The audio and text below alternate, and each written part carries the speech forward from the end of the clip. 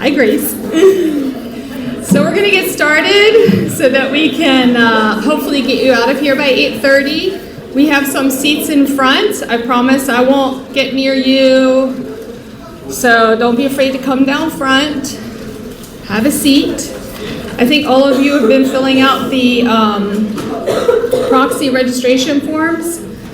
There's a box in the back of the room on a chair that you can put that in when you leave after orientation's done. So we're going to get started. First of all, thank you for coming this evening. It's a beautiful evening. I hope you all had some time to enjoy the sunshine today. So my name is Michelle Cox. I'm the Director of Study Abroad, and I studied abroad over 30 years ago in Poland when I was a student. I was a poli-sci major, and I was really interested in communism. I wanted to know what was communism all about. We could only read about it in the newspaper, no internet, no cell phones, et cetera, et cetera. So that semester was a formative experience and is why I'm in the profession that I'm in today. I would say that the study abroad semester was my one of the best times of my life after having my daughter. So I congratulate all of you in taking this step to go abroad. I know it can be a little overwhelming, exciting, anxiety-producing, worrying, busy, etc. But I can assure you that with lots of planning and preparation, you'll have a wonderful semester. Some of you met Amy Bergman in the back. I know some of you work with Amy on your study abroad programs, and there she is in the back. She did a great job despite technical difficulties. And then Chris Klein, the Associate Director, will be joining us, along with the study abroad peer advisor, Emily Churchill. And she's going to share some of her experiences with you as well. So the purpose of our meeting tonight is to go over some general information that's pertinent to all students who study abroad for the semester. We'll be going over university policies, things that are common to all of you, health and safety, cultural adjustment, etc. So we'd appreciate your attention, and most of you will be having follow-up program or country-specific orientations. Primarily, those of you who are going on exchanges will have these meetings. Some of you going on other programs like CIEE may not have the program-specific meetings because you'll be getting a lot of information from those programs over the summer. Students find those country-specific or program-specific orientations really, I think, helpful. Most of the time, we invite our exchange students who are here from our partner institutions. So those of you who are going to the Czech Republic know that we have a meeting tomorrow at 4:30.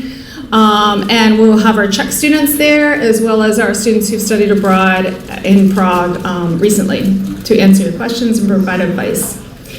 So what I'd like to do now is have you all stand up when I call the country where you will be studying, so that you get a sense of where our students are going. Keep in mind that I will be reading the names of some countries where we have students going, but they may have attended another general orientation session. So, okay, so without further ado, we'll go alphabetically. We have students going to Argentina. I don't know if they're here tonight. No? Okay, Australia. Who's going to Australia? Stand up. There you go. Okay, Austria. Who's going to Austria? I know there's some people. There you go. Okay, Belgium. Who's going to Belgium? Yes. We have a student who's slated to go to Bhutan, as it stands right now. Is that student here, Bhutan? What? Or Cambodia, one of the two. Chile, including the Patagonia program. Who's going to Chile? Yeah, great. China, including Hong Kong. We have students going to both Hong Kong and China. Czech Republic. They'll get to meet each other a little bit more tomorrow night. Denmark.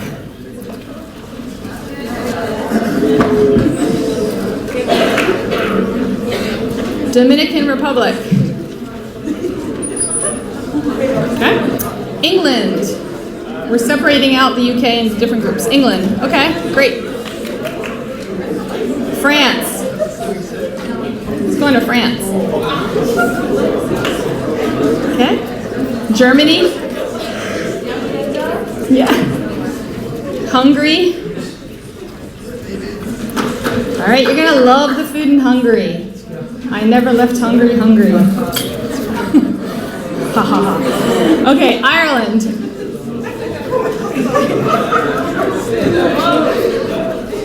Italia. Who's going to Italy?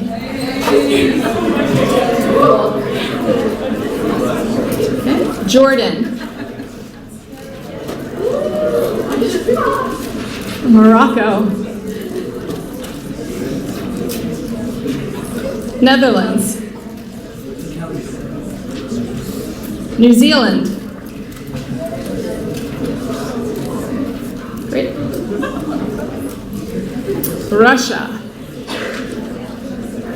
I think we have one student going to Russia. Scotland. Go ahead, stand up. Don't be shy. You gotta see each other. All right, Singapore. Beautiful Singapore. Okay. South Africa.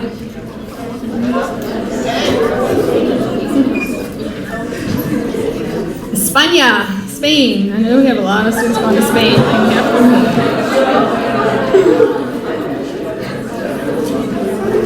Sweden.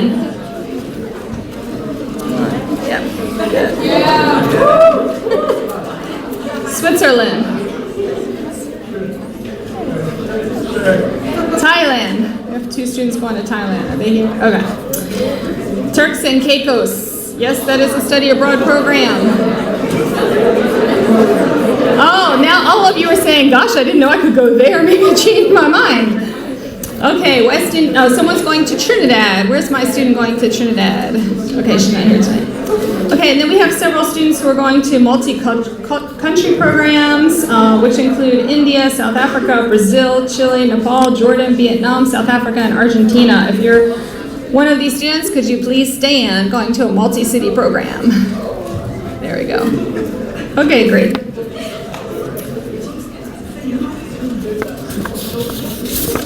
Okay, so now I need a volunteer, Grace. Come on up.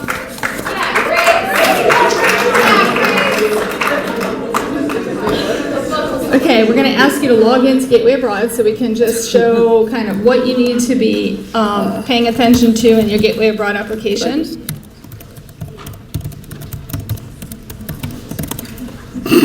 It's all right, it's because I'm looking over your shoulder. Grace works for us, so if you want any inside information on our office, you can ask Grace. Okay, so let's scroll down. Yeah, I'm used to a touch screen. No, that's not touch screen. I know. What? Oh, what's going on there? I'm not. Do you want to go ahead and switch that? Hold on, Amy's going to switch it. So, Oh, well, that's weird. That might be a, no, you didn't break it. yeah, you guys did it right. It's weird. It's a weird thing with the presenter mode on PowerPoint. Okay, you can do this part, Amy. Go ahead. Yeah. So. All right. Okay, so what we're trying to show you with Grace's account here is, and man, that sun is blinding, that not only do you have all the information that's been available to you for a while now, but we've recently loaded some additional information into your account. So what you have to do is when you log in, you click on the name of your program, and that will bring you to some more documents. And the one that we're talking about tonight in particular, you have to scroll all the way down, and it's labeled Orientation Documents, Please Read. And so you see that we've loaded a whole bunch of new ones in here for you, including things that we're already starting to get questions about. For example, I've already gotten an email about traveling with medication, so that's a good document to look at. All sorts of information in here, including some students are talking about how to manage your cell phone while abroad, and if you need a new SIM card, there's a really cool free SIM card offer in there, along with some important, thank you, health and safety tips and information. Also, for Robin School students, there's a copy of your course requirements and transfer policies sheet in here that you all will have signed and submitted at your Robin School orientation, but here it is in here loaded to your account, so if you need to refer back to it at any point, if you forget which classes you can and cannot take while you're abroad, etc. Also, for those of you who are potentially going to be interviewing for maybe summer internships or something like that while you're abroad, there is a student guide to remote interviews. That is from the Career Center. So lots of good information in here, and so we encourage you to read that. There's a lot of other information that we've been loading that you're probably already aware of in the learning content, for example. That's where you'll find your program-specific checklist. You'll find some CIE brochures. There are a lot of neat ones in there. Health, safety, there's a parent brochure in there. Lots of good reading. Course approval form, that's of course important. Things like our handbook, housing agreement, and any other special things specific to your program, like in this case, Spanish student visa instructions. So, good? Or you want to that's good. You can log out and put it on. So, how many of you, if you've read the checklist, give a high five to the person next to you? Yeah, good job. Okay. Great job. And if you haven't read your checklist, I'm not going to say thumbs down, but please do check that and read your checklist. Some of the deadlines, for example, have already passed. Students going to St. Louis University in Madrid already had a hand on some forms, and there's one student who will remain unnamed who has not turned in her documents. So that may put the student at a disadvantage for registration. So it's really important to pay attention to deadlines, meetings. You're all over 18, you're in college. We're not going to be chasing after you, sending you reminders.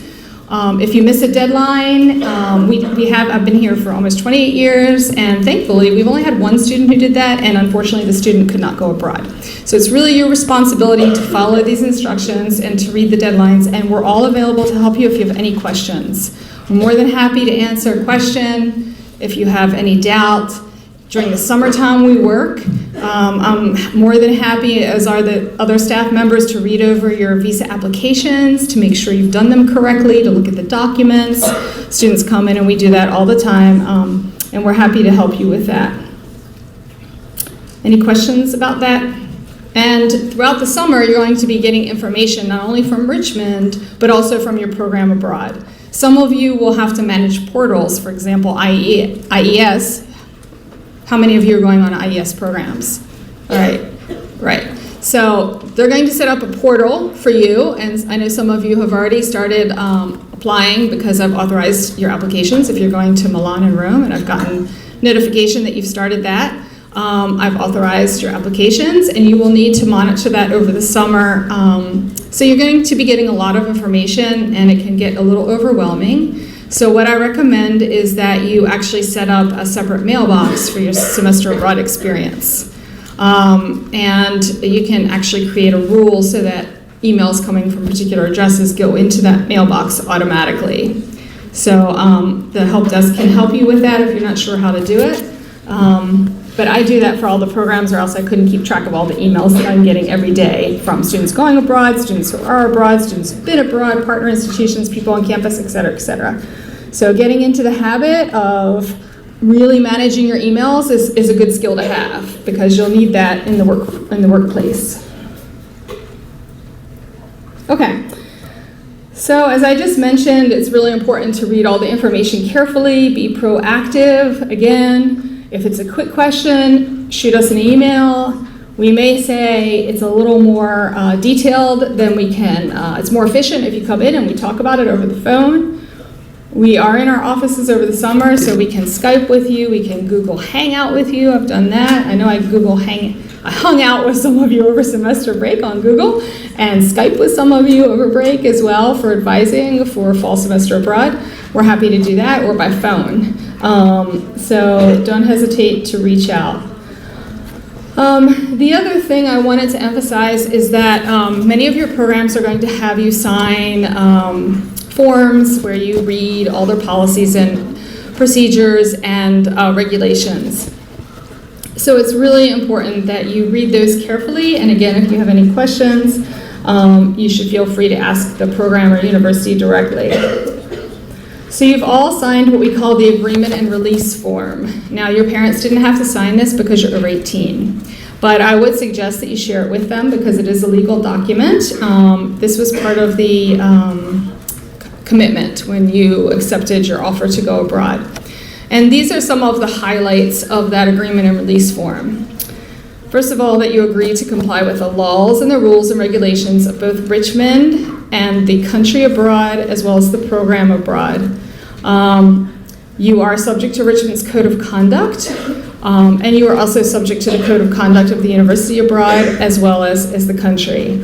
And I say this because unfortunately we've had some students who haven't abided by the regulations, and they've been either fined, and sometimes it's rare, but we've actually had to separate a student from the program because they weren't following the regulations. So your behavior is really important to the continuation of the program. People who've never really interacted with U.S.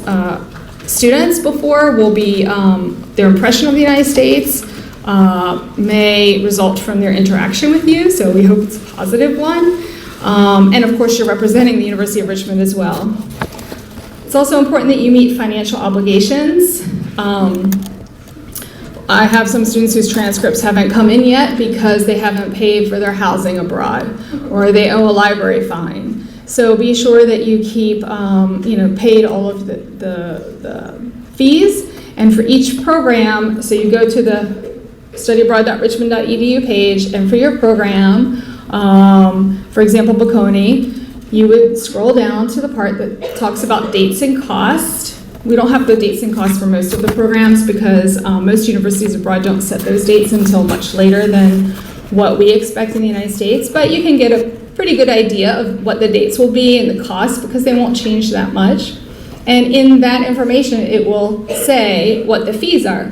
For all of you, you will be billed for Richmond tuition. Most of you will be billed for housing either by the university abroad, or you may pay the property owner or landlord or the residence hall, etc., host family directly abroad. That all will be explained on the program brochure page. There are a few programs where students do pay housing to Richmond, but that's the exception. Most of the time you'll be paying it to the program or landlord abroad, and you will not be billed for room and board at Richmond that semester that you're away. So you have the summer, the documents that we've posted to your Gateway Abroad application. Don't feel like you have to go home and read those tonight. It's a lot of information. It's going to be overwhelming. What I suggest that you focus on now is your checklist, what you need to take care of, making sure that you're renewing or applying for your passport. Most of you will need to get a student visa if you have a U.S. passport to study abroad, and in some cases, for example, Czech Republic, that process is 3 months long. So if you don't have your passport and it's not valid for another couple of years and you need to renew it, you need to do it now. That's something you need to do right away. If you don't have one, you need to apply for it right away. Passport takes 4 to 6 weeks to be issued. So it's not anything that you can pay more money to have it expedited, but still it will take 2 weeks to, in most cases, to be processed. So the other thing is very important to educate yourself about the risk involved in going abroad, and we'll talk some about safety, and later this semester, early summer, we'll be sending you some websites to read about health and safety particular to your site abroad. But in particular, looking at the U.S. State Department information, each country has a travel advisory. There's a lot of good information there, and then the United States Department of State also has a special webpage dedicated to students who are traveling or studying abroad, and I suggest that you read that too. And there's a tips for students in those orientation materials that Amy was showing on the Gateway Abroad application. Know that you're responsible for your own behavior. That's really important. So everybody makes mistakes. Make a mistake, learn from it, move on, don't repeat it. You also agree that you will study full-time, and that means that you will take the equivalent of at least 3.5 units. Again, on that program brochure page on the studyabroad.richmond.edu website, you will see, for example, Bocconi, how many credits, ECTS credits, how many ECTS credits equal how many units, what the Bocconi grading scale, how that translates into our 4.0 GPA scale.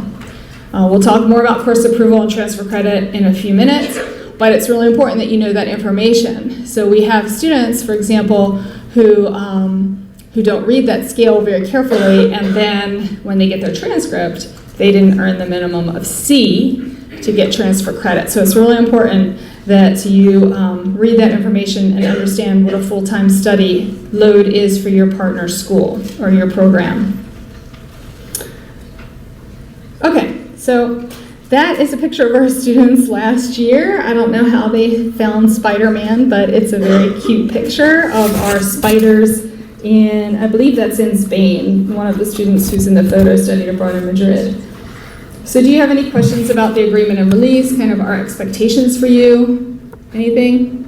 Okay, so we're going to move on to course registration. While you're abroad, oh yeah, sorry, I was looking for that little arrow. And we have a little video here from the registrar's office.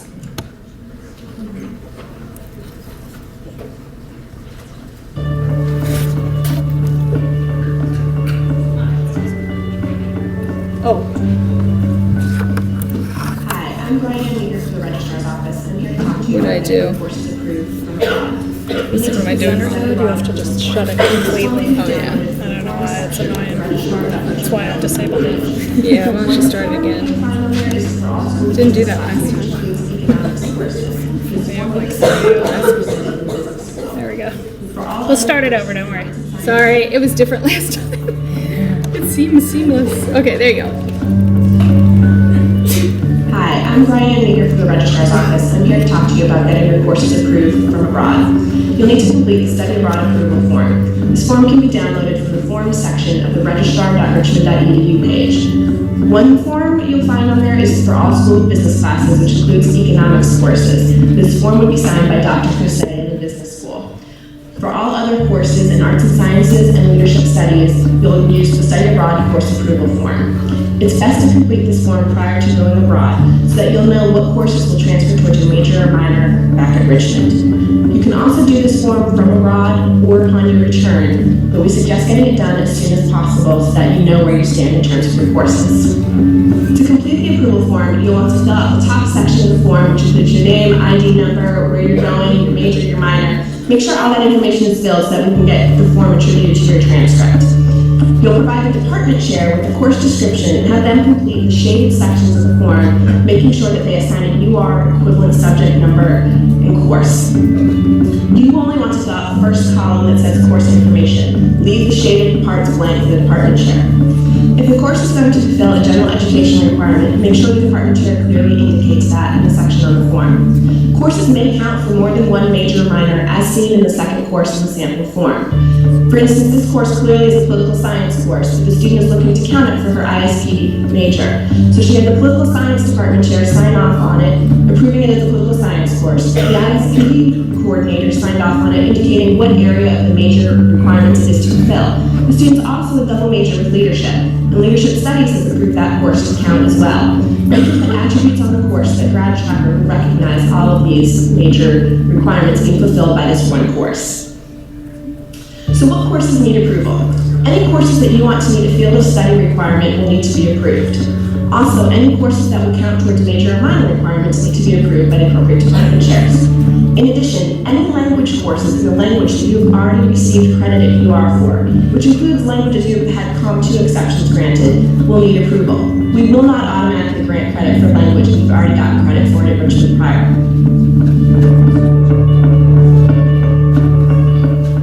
Some things to keep in mind about transferring your courses.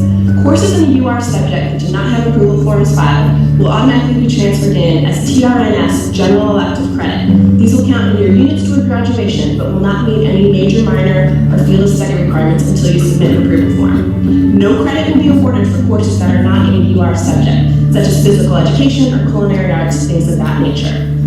Another important thing to remember is to determine how your grades will transfer from abroad. You need the grade of C C or better, so make sure you understand the grading scale for your institution. You can find the chart of conversion on your programs page in Gateway Abroad. Make sure you look at that and understand how your institution awards final grades, as we must have a grade of C or better to transfer the credit to Richmond. Also, make sure you understand how your study abroad credits will transfer in terms of units. You can find an equivalency chart on your programs page in Gateway Abroad again to make sure you're enrolled in 3.5 units and are full-time.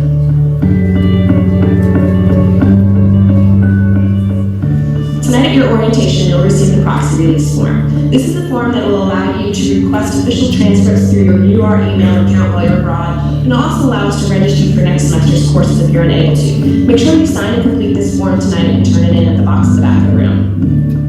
For your course registration for Richmond classes the next semester that you return, you're expected to register through BandWeb, just as you would if you were on campus. However, we do understand that because of where you may be traveling or the time difference you may be in class, that you won't be available to register at your designated time in the rotation. If you can't, we will register you by proxy based upon the proxy registration request form that you submit. There's no advantage to having us register you by proxy, as we register in the order we receive the forms at the registration rotation time. It is to your advantage to register yourself if at all possible. An email will go out with full registration information about 2 weeks prior to registration opening, so that you'll know the whole process and what you need to do to get your courses for this semester in return. Thanks, and have a great time abroad.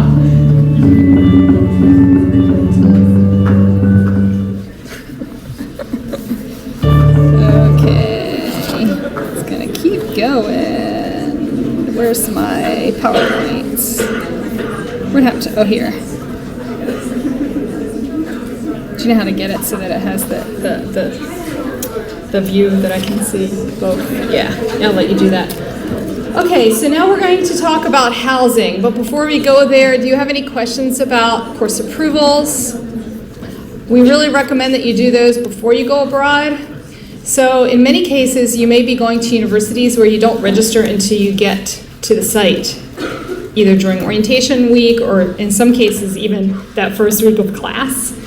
So what we recommend in that case, for example, if you would like to take, let's say, 2 business classes, that you get 4 to 5 business courses pre-approved, because you won't know the timetable in many cases until you get to the university abroad. So you don't want to have to worry about those courses being approved or not. Professors, some are better than others, frankly, at answering emails in a timely fashion. They could be at a conference, they could be sick, something could have happened. They may not be able to answer you before the registration period is over. So we really do recommend that you try to get courses pre-approved. If you can't find the syllabus on your program's website, feel free to email your study abroad advisor. In the case of my students, I ask them to email me the course title, if there's a number, and as much detail as possible, what degree the course is offered in, what semester, and where they found the class. Then I'll work with my colleague who works in the international office at the university abroad and ask them to get the syllabus for you. And that may take a little bit of time. So I would go ahead and do that right now. I wouldn't wait until the last minute. I would get on that as soon as possible. Okay, so now we're going to move to housing when you get back. I think most of you are well aware that this spring semester there was a wait list for students coming back from studying abroad, particularly for the females, and some students did not get housing. That's because we send many more students abroad in the fall than in the spring, and of course the university has to wait for students who are graduating early or transferring, and often we don't know that information until very late. So it is probable that there will be another housing wait list for spring 2020. So you should really count on that. The housing office will be in contact with you in September, and they will assign you a lottery number. And there will be a lottery for those of you who are coming back to campus. You can request to live in a particular place or with certain individuals, but there's no guarantee that they can make those matches. But you can make those requests. So you need to pay attention to your emails. I know this semester, Patrick Benner, the director of housing, called me several students did not meet the deadline, and of course they went to the back of the pack. So it's really important that you read your emails and meet the deadlines and don't miss that lottery. So it's likely, I think, that some students may have to live off campus, and we have never guaranteed housing upon return from study abroad since I've worked here 28 years, and we have had a few years where students have had to live off campus. Some of our students actually enjoy living off campus. We have a great city. I'm not sure how many of you have explored Richmond. Amy and I both live in the city on South Side near the Forest Hill Park, the largest farmers market in Richmond, and it's a really cool place. So students really enjoy living in the city after studying abroad because most of you will be living in the city. So you may enjoy that and decide now that that's what you want to do, and if that's the case, you should let the housing office know. Are there any questions about housing coming back? Okay. And some of you will be on the wait list. Just be prepared for that. Okay, so you will get your housing assignment in late December, right before semester break. Again, that's because students don't often tell us if they're withdrawing or transferring until very last minute. We know who's going abroad. We know who's going to be a December graduate, but then there are those last minute withdrawals and transfers.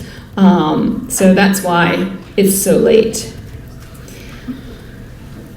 Okay, let's see. I think we have a raffle now. Yay! So Amy's going to Have somebody pick, you just have to read the last 3 digits, I think. Yep. So she's going to read the last 3 digits on your ticket. 106. Who has 106? 100. Oh, come on up. I'll give you the biggest thing. It's a laundry pouch. Very exciting.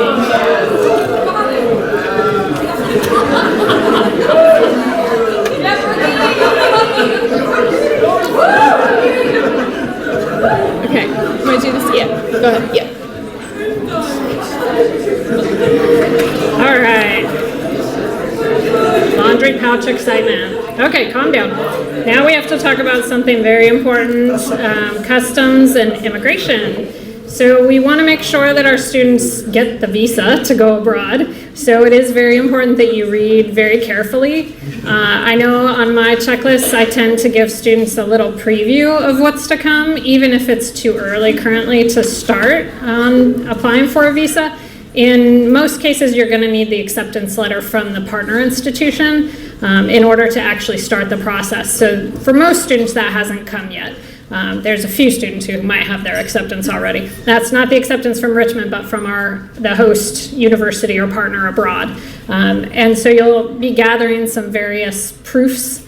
So proof of acceptance, proof of finances, that's a biggie. And the financial aid office will prepare a letter for you if you receive aid that will be greater than Richmond tuition. So if you receive aid toward the cost of your room and board, for example, that's one of the things that you may have to prove in order to enter a country, that you have enough funds to be able to afford your living expenses. They love hosting you, but they don't want to keep you forever and have you be destitute in the country. So they do want to make sure that you have the appropriate finances.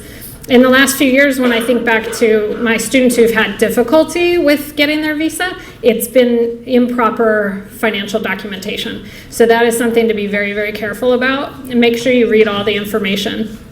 So on the checklist, at least in my case, I give a preview, but then more information to come. So we will talk, for those of you who have a country-specific orientation, we'll talk about the visa process there.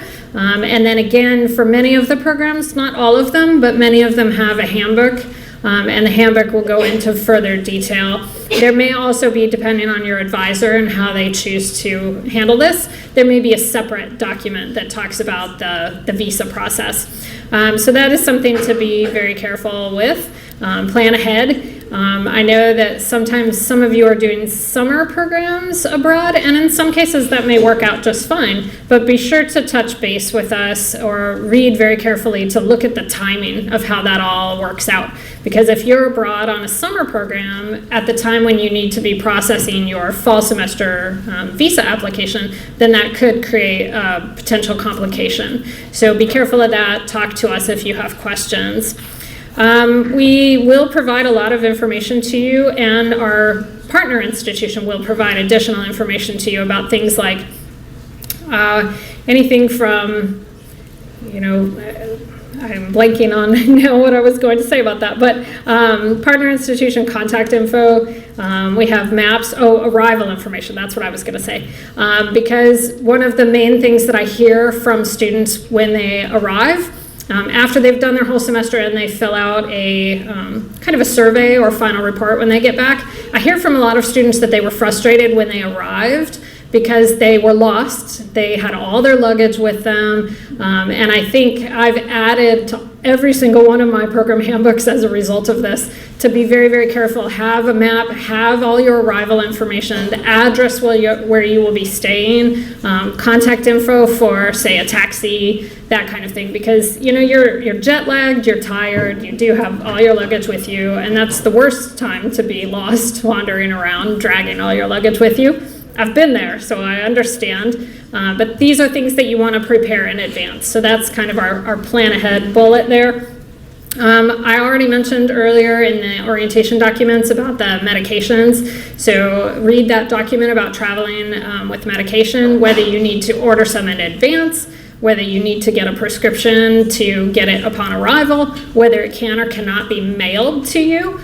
So those are all details that are in the form, and or you can follow up and ask questions of the partner institution, for example. Check your airline for things like luggage restrictions. I haven't had too many issues with that, but there are a few kind of odd things, like when your parents go to mail you a care package while you're abroad, they may not realize that you would have to pay like a customs tax on that, which may or may not be worth more than what they're sending you in the package. So these are all little bits of information that I know I have it in some of my handbooks, and you can certainly find out from the partner institution as well.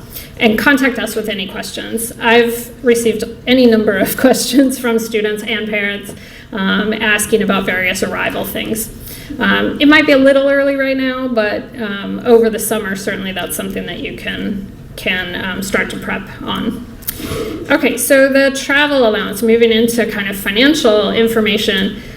We want to let every student know that everyone going on a Richmond semester program is going to receive a travel allowance. You probably remember this information from your info session when you first started getting interested in study abroad, but it is the $1,000 flat fee. You don't have to be aid eligible for it. You don't have to apply for it. There's no paperwork to do. It's an automatic credit to your Richmond account, which is really nice. And it's intended to offset the cost of your international flight and potentially any passport or visa costs, etc. So for example, if you're going to Denmark and you find a $700 flight and you're getting this $1,000 travel allowance, then you have a little bit of extra to cover your visa cost, etc. So that is a very nice benefit to Richmond students going on Richmond's semester year programs.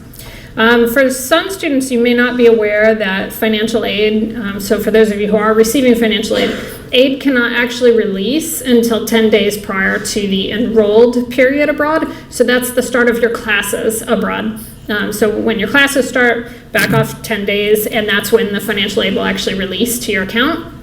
And then a few days are lost, usually in bank transfer time. So for many of you who are thinking now, like, how am I going to buy my airfare when I don't even get my financial aid until 10 days before my program starts? Obviously, if you tried to book a ticket at that time, it would be very, very costly.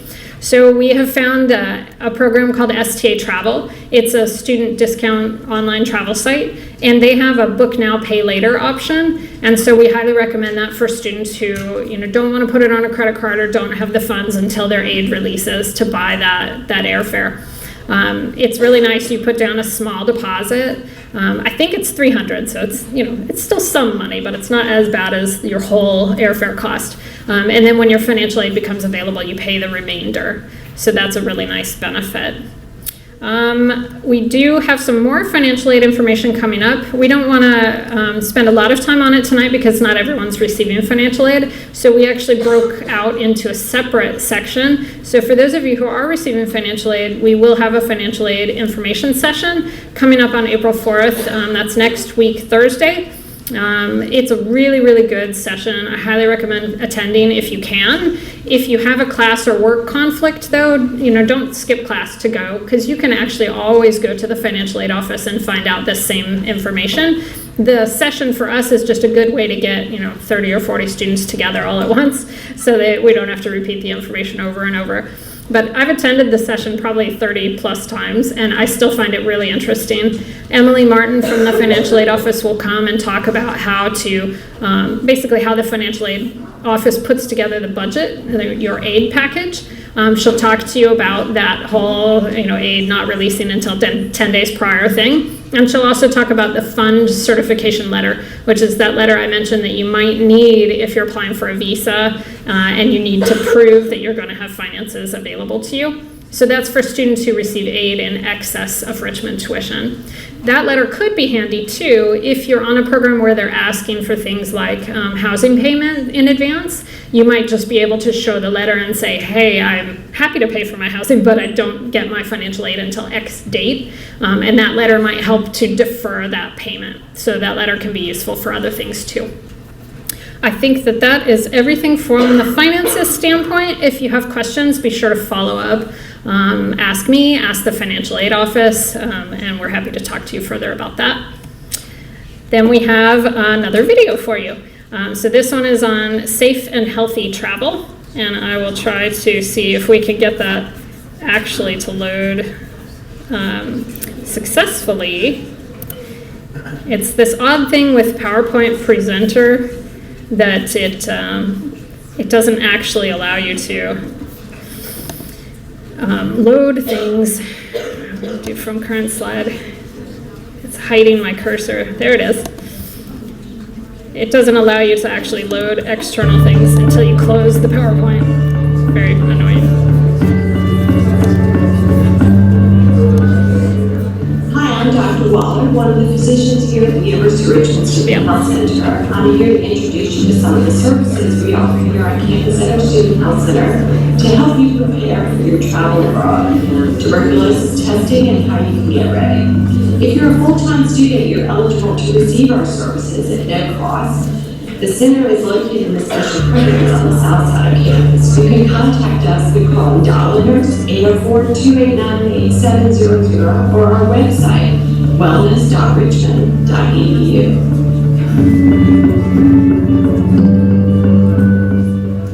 Each semester, the Student Health Center will conduct a travel clinic that's going to provide some group instruction on general travel topics related to your health and safety. Additionally, at this group clinic, we're going to go over destination-specific counseling and any recommended medications or vaccinations that pertain to your destination. Some vaccinations will be able to be completed at that travel clinic, or if you require a physical exam or other vaccinations, you can call the Student Health Center. Information about that upcoming travel clinic is going to be posted on the UR Wellness website. But to participate in that clinic, we'd like for you first to complete the travel clinic checklist form. You can find that on our website. The nurse will review that information on your health history and also your past immunization records, and return that checklist to you within a few days, complete with any recommendations and vaccines we advise. Finally, you'll also be given an update about the travel clinic date, time, and the location on campus.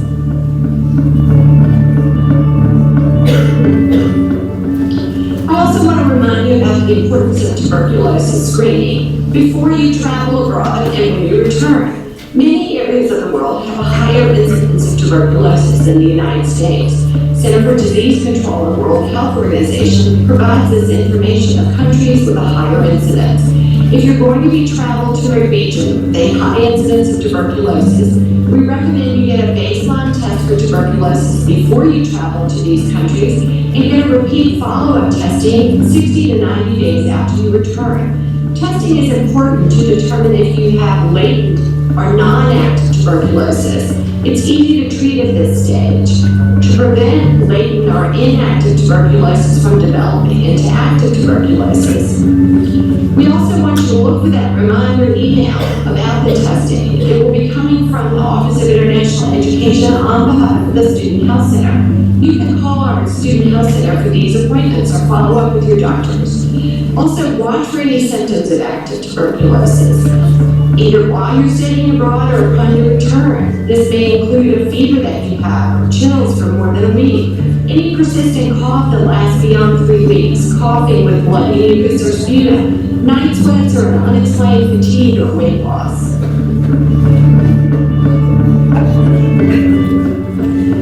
Our goals at the Student Health Center are to prepare you for safe travel as you study abroad. The Center for Disease Control is a wonderful resource at www.cdc.gov/travel. The Center for Disease Control site has important information on topics ranging from general health considerations, food and drug safety, insect rights, outdoor and animal safety, sexual health, personal safety, medical care, and accident prevention. So remember, send your travel clinic checklist to the Student Health Center, get that screening for tuberculosis before and after your travels if going to a high-risk country, and be prepared with your vaccinations. Call us at Dial Nurse 804-289-8700 if you have any questions, and hope you have a safe, wonderful travel abroad experience.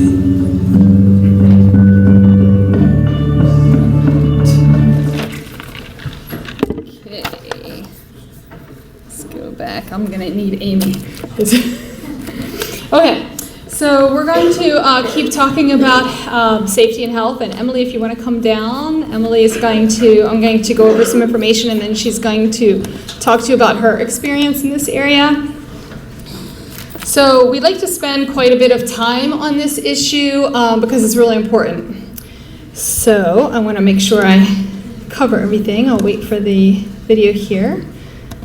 So Emily, as you know, is our study abroad peer advisor, and she spent her junior year in Granada, Spain. She just got back from Chile with an Encompass program, spent a summer teaching English in Ecuador, got that job actually through UR, a UR alumnus, used to run the school, he just left, and studied abroad in Morocco.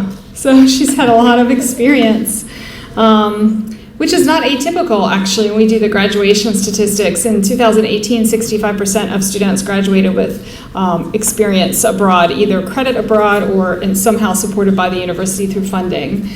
We have many students like Emily who study abroad 3, 4, sometimes 5 times during the undergraduate career. So you're all very fortunate that we have all of those opportunities. So we're going to go over health and safety issues. First and foremost, we will be sending you later in the semester once we know the dates of your program. So you will be getting what we call the IECL card, which stands for International Emergency Cards and Letters. It is a document, a PDF document that contains your health insurance card, so you'll need to print it out. It will contain information about the insurance, which I'll cover very briefly. Which I highly recommend you share with your parents. And it will also contain an emergency card, which will list the nearest U.S. embassy to where you're studying, the emergency number for the country where you will study, kind of the equivalent of 911. I think in Europe it's 112. Yeah. And so you want to memorize that number, and it will have the emergency contact for your program abroad. So that will be a very important thing to carry with you when you are traveling and when you're at your site during the semester.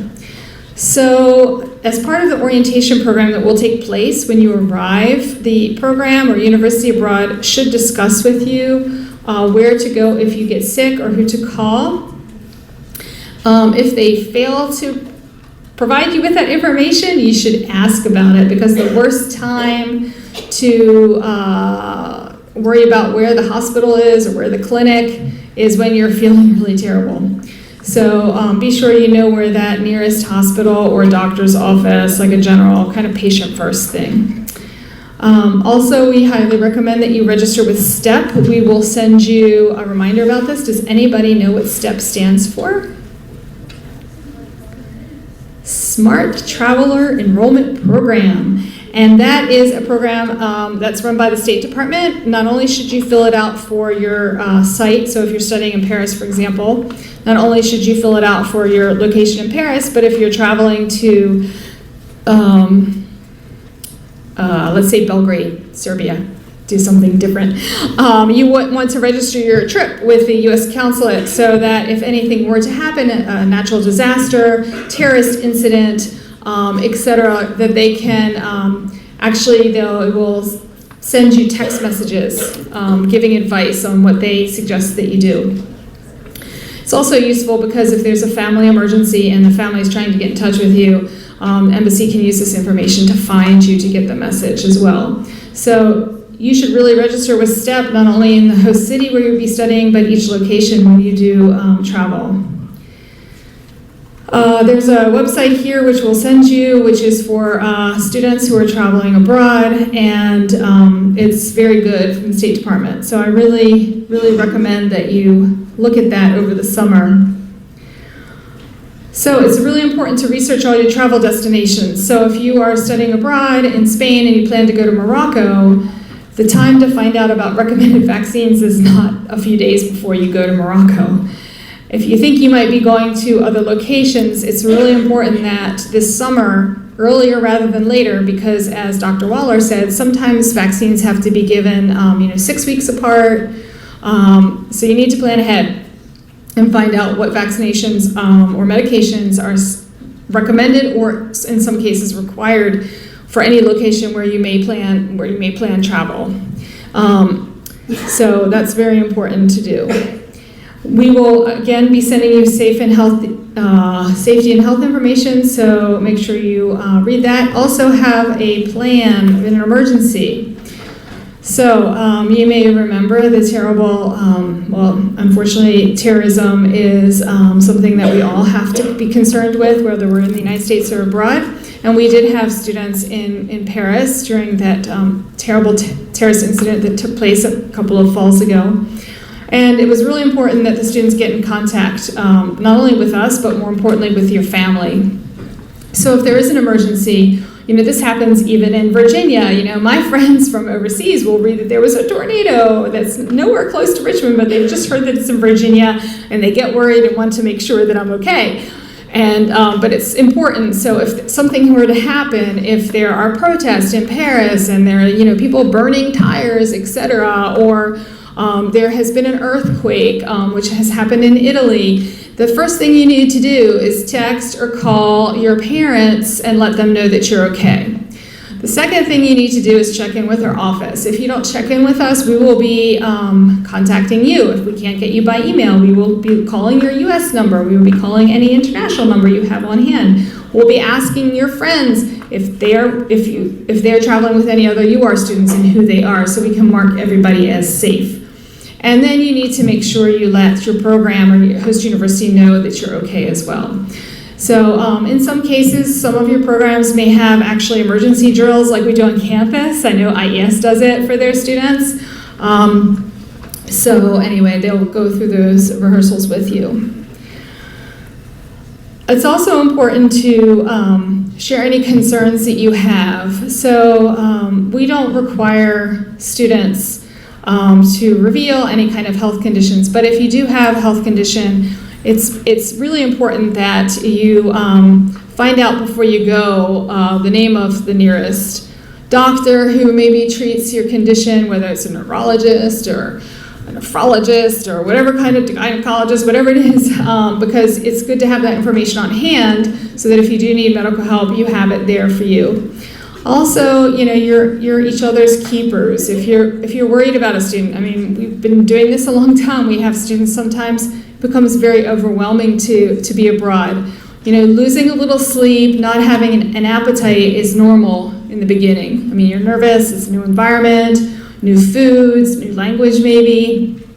Everything is different. So, not having an appetite for the first few days while your body kind of adjusts to everything that's going on is normal. But if you're not eating for weeks, or you're not sleeping for days on end, or you don't want to leave your room, or your friend doesn't want to leave their room, please reach out to someone, whether it's through the Student of Concern website on the universities that you're used to using, or whether you reach out to us. We're not going to say, hey, Emily told us that you're not leaving your room, what's going on? We're going to reach out and do a well check on you just to make sure you're okay. And we'll talk a little bit more about like cultural adjustment, etc. So let me see if we're going to talk about insurance later or now. Let me just go over a little bit really quickly about insurance. So all of you hopefully have insurance through a family member, and it is important that you don't drop that insurance while you're abroad, because we have had students who have had emergency appendectomies. We've had students who have had to have surgery on their jaw because they've been in a bar fight, yes, that's happened, and had to come back to the United States for surgery because they needed someone to take care of them since they wouldn't be able to eat and drink normally, so they had to come home. So it's important that you keep your insurance in the United States. Don't drop it. But the university purchased for every student who goes abroad, whether it's summer abroad, semester abroad, Richmond Guarantee, they're getting funding from the university, with health and travel insurance. So if there's no slide that comes up about that, remind me, because I want to go into a few more details. But what I'm going to do is show a video, and I'll need Amy's magic probably again, about safety, and then we're going to have Emily, if you just want to take a seat, talk about her experience with health and safety abroad. So I think I just press it, right? And then minimize it real quick, right? Yep. Okay. University study abroad programs always strive to create safe and enjoyable study abroad experiences. We are going to discuss a few simple steps that you can take to have a safe and healthy study abroad experience. This video focuses on 4 key areas: cultural differences, situational and locational awareness, the value of local knowledge, and the use of good judgment with alcohol. You will likely find many cultural differences in the country you're living in abroad. Whether you're someplace that appears familiar, such as England or Australia, or someplace more exotic, such as China or Guatemala. Part of any study abroad experience is learning to adapt to these new environments. Being aware of cultural differences helps to reduce risks that may be present in your new environment. Let's look at a few examples of how cultural awareness affects safety while abroad. In order to stay safe while abroad, it's important to pay attention to subtle cues in your environment, as there may not always be signs or disclaimers that you're used to in the United States. For example, if you arrive at a beach and see that no one is swimming in the water, it would be a good idea to ask a local before you jump into the waves. There could be a very good reason why no one is in the water, such as dangerous riptide or jellyfish. In many parts of the world, drivers, cyclists, and pedestrians interact in dramatically different ways than they do here in the United States. Simple acts such as crossing the street or hailing a cab can be more hazardous than what you're accustomed to here. Study abroad students often take for granted the safety precautions that are in place in their home country. It's important that students in foreign environments recognize they will need to take time to understand the new risks in their everyday activities. Paying attention to your surroundings is always good advice, but it's easy for students to lose sight of this conventional wisdom while they're studying abroad. Students riding around in public transportation or walking around in public places should always remain aware of their surroundings by using common sense practices. Tragic accidents and injuries can be avoided by minimizing simple distractions such as cell phones or loud headphones. Pickpocketing can occur in many countries around the world, especially where students can be identified and targeted in crowded locations. Students studying abroad have a history of being victims of pickpocketing. Here are a few tips you can use to minimize your risks. 1. Limit the amount of cash and valuables you bring with you to public places. 2. Carry your backpack on the front of your body when in crowds. And 3.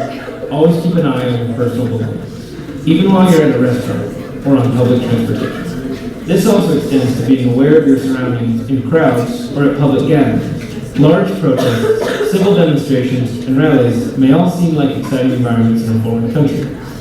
However, students should avoid these events as they can quickly become chaotic and hazardous. Terrible accidents, such as this nightclub fire in Brazil, can happen at any time to anyone.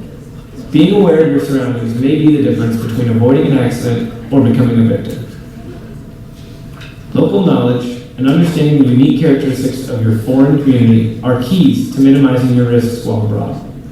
Your local study abroad contacts, as well as professors, host families, and friends, are great resources on site. Knowing cultural norms in your community, such as acceptable clothing, displays of public affection, and interaction with local law enforcement, can help you avoid attracting unwanted attention. Local contacts can also help students understand which neighborhoods, streets, or modes of transport are safest after dark, which areas of town should be avoided, and how to carry money and valuables with you safely. Make use of their expertise and advice, and remember, in regards to your safety and health, there are no stupid questions. Limiting alcohol consumption will also help you to remain aware of your surroundings, use good common sense, and make decisions that will keep you safe. Students should know the majority of study abroad incidents also involve alcohol. We call this effect alcohol plus. Alcohol plus, being out alone at night. Alcohol plus, vehicles in high traffic areas. Alcohol plus, being in an unfamiliar part of town. Alcohol plus, a rowdy street festival. When negotiating the new situations that come with the study abroad experience, students can reduce the chance of a safety incident by subtracting alcohol from the equation. Different countries and regions have different standards regarding alcohol consumption. So look to locals for guidance and follow your best judgment, not your impaired judgment. While study abroad will always be about new and exciting experiences in foreign countries and cultures, you should always think about your safety. Accidents can happen to you. By understanding the culture of safety in your host country, you can make the most of your time abroad in a safe and healthy way. We encourage students to minimize their risks abroad by paying attention to cultural differences, remaining aware of foreign surroundings, asking locals for advice, and using good judgment with alcohol. Have fun and be safe.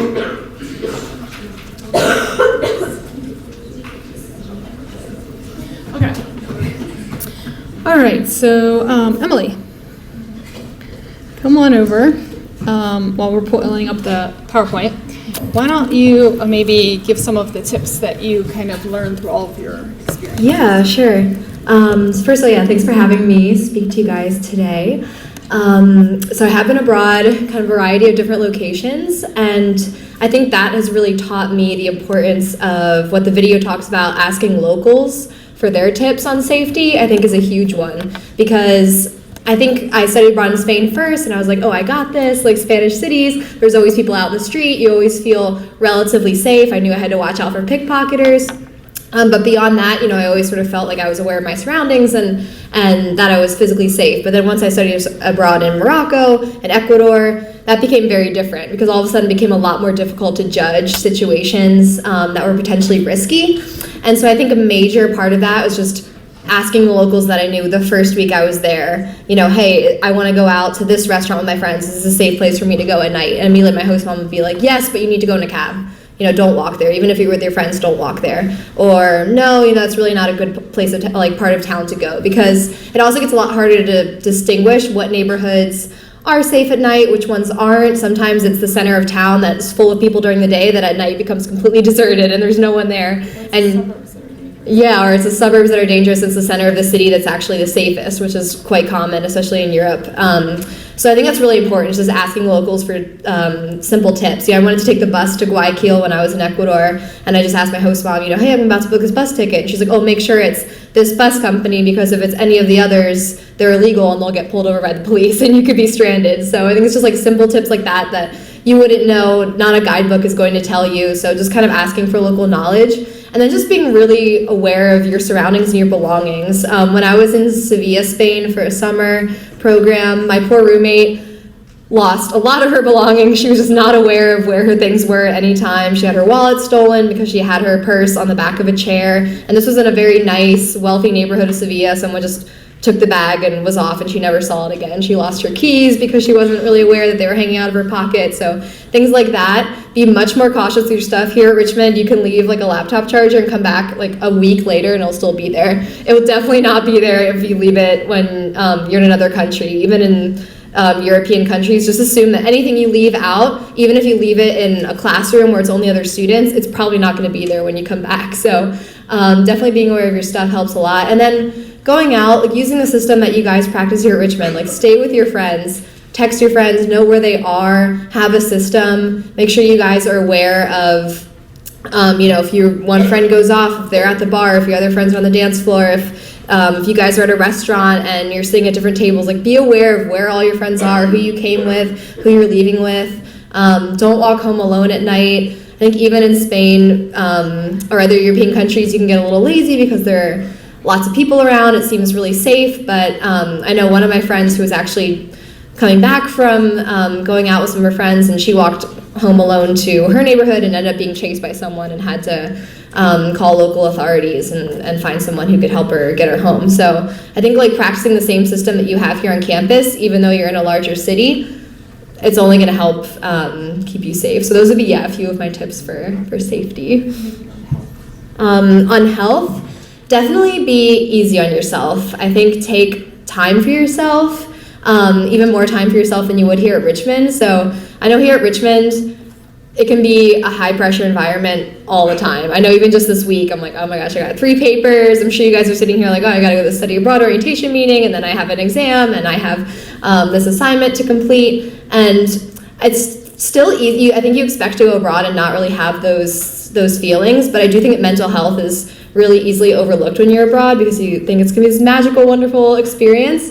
And it can be very taxing. You're in a different environment. There's going to be things that inevitably frustrate you. And on a daily basis, like part of your team, you're like, man, I just really don't like it how they do this here. And that can get really taxing, or there's different foods, there's different languages being spoken. So I think just taking moments for yourself for mental health, like taking, like a 5-minute walk by yourself if you need a break, taking a coffee, taking a nap, if it just becomes too much. Definitely don't overlook those moments. I think those are really important for you guys to like carve into your schedule and to have.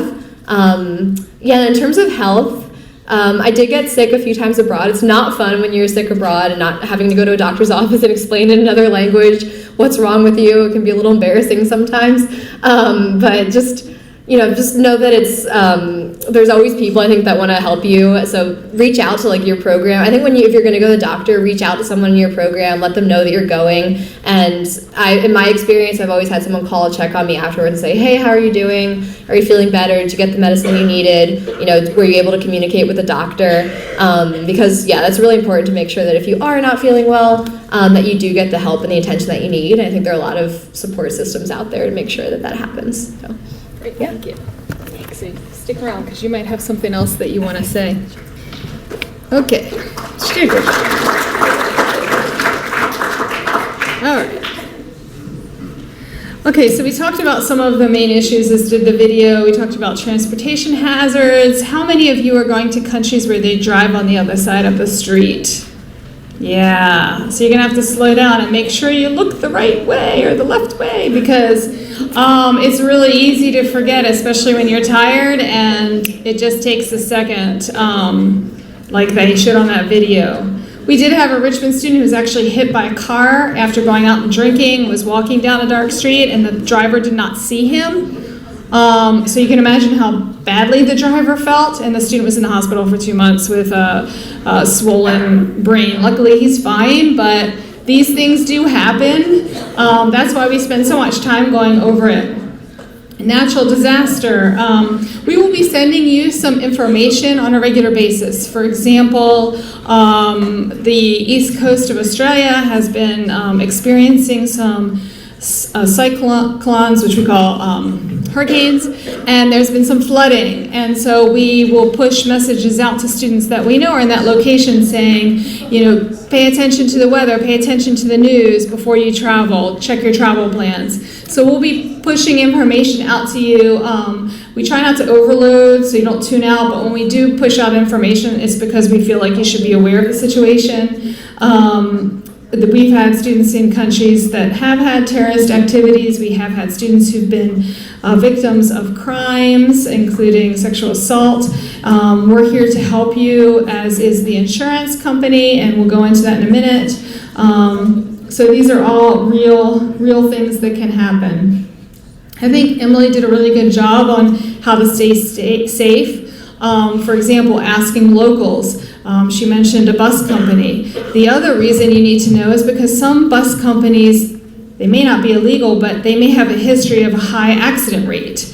They may allow their drivers, because the country doesn't have limitations on how long someone can drive, but their drivers may be driving 20-hour shifts. They may not maintain their vehicles very well. They may not, actually I was impressed in Costa Rica, they had seatbelts on the buses. We don't even have seatbelts in the United States on buses. But that's where locals can really be helpful. Another US student studying abroad is not going to know that information unless they've lived there for a long time.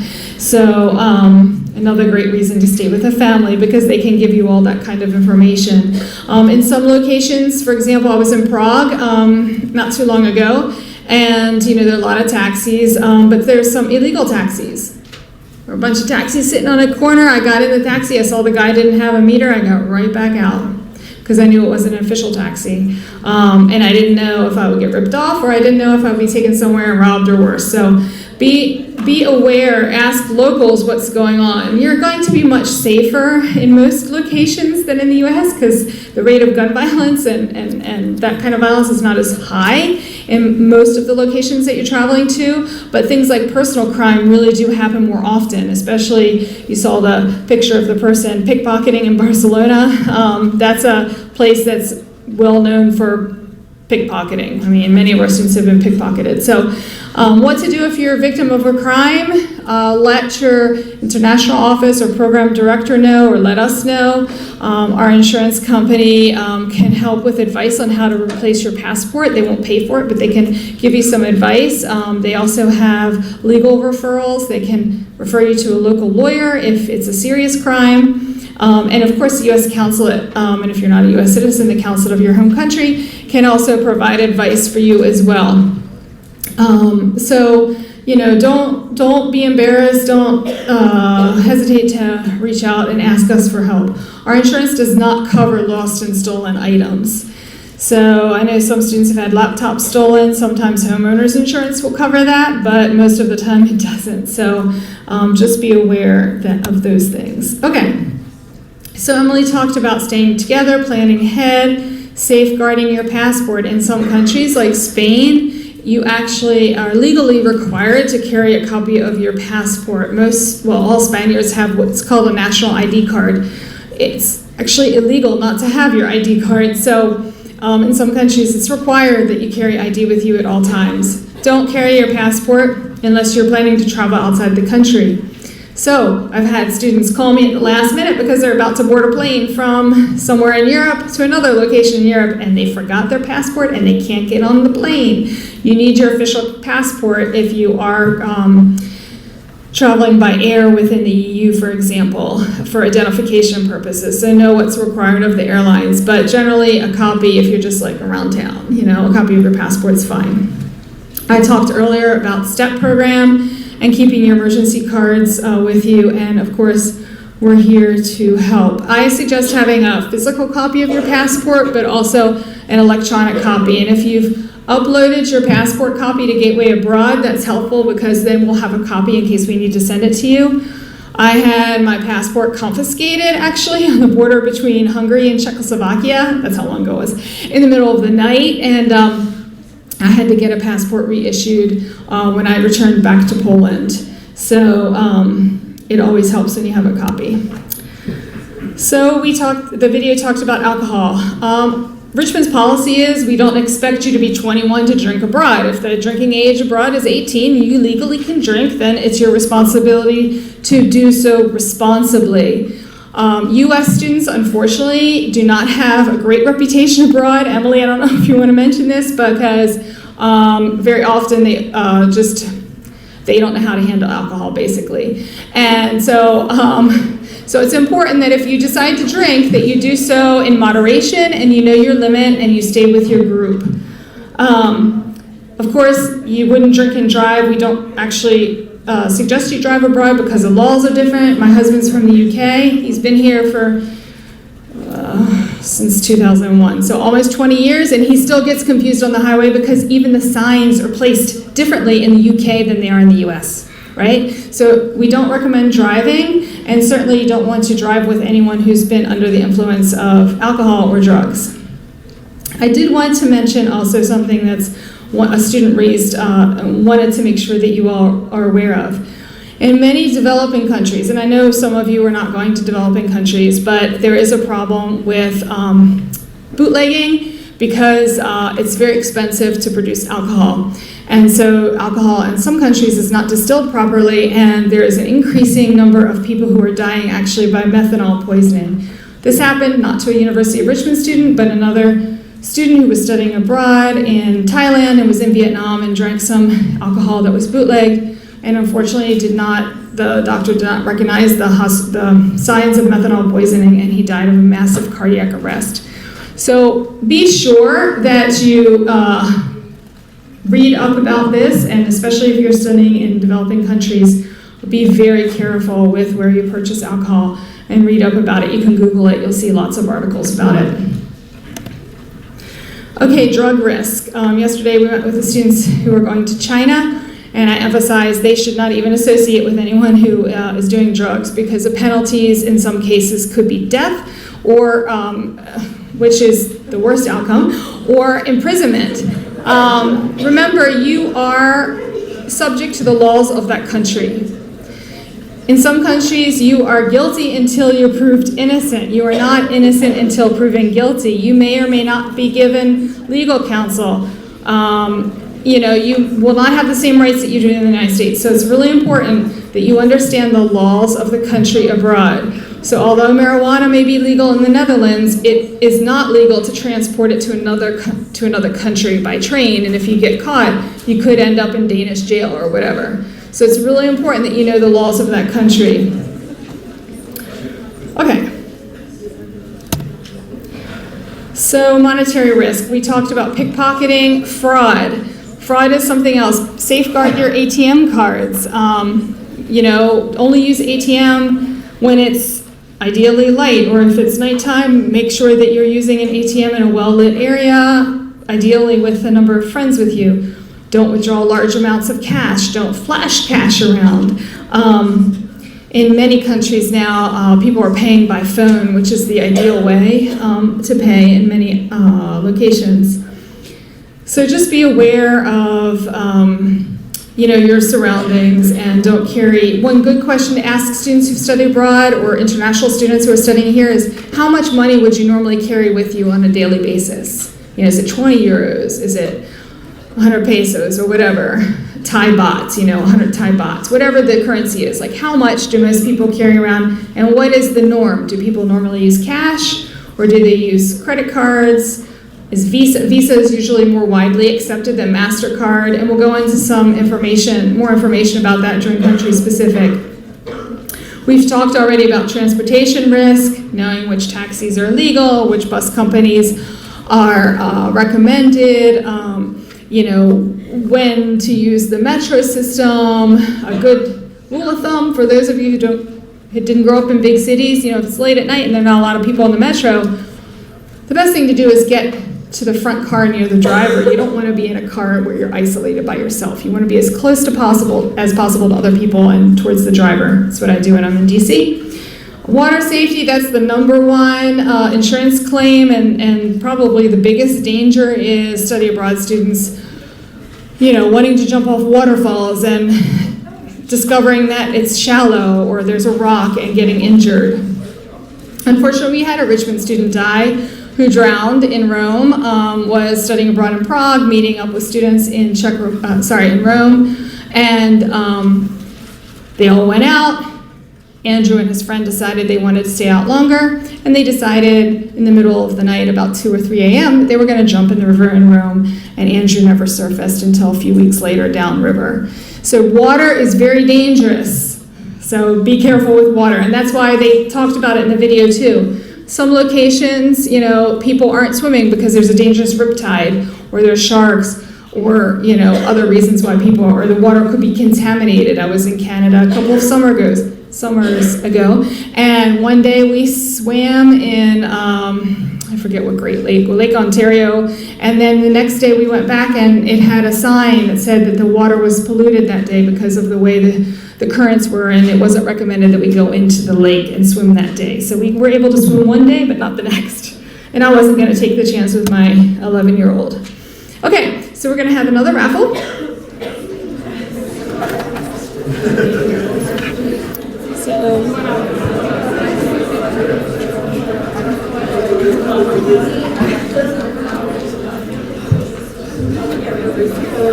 Okay, so the last three numbers are 114. Who has 114? Anybody? You have it? 114, last three digits? That's all right. Because we have the honor policy, honor code here, and nobody else yet. Come on up and get this.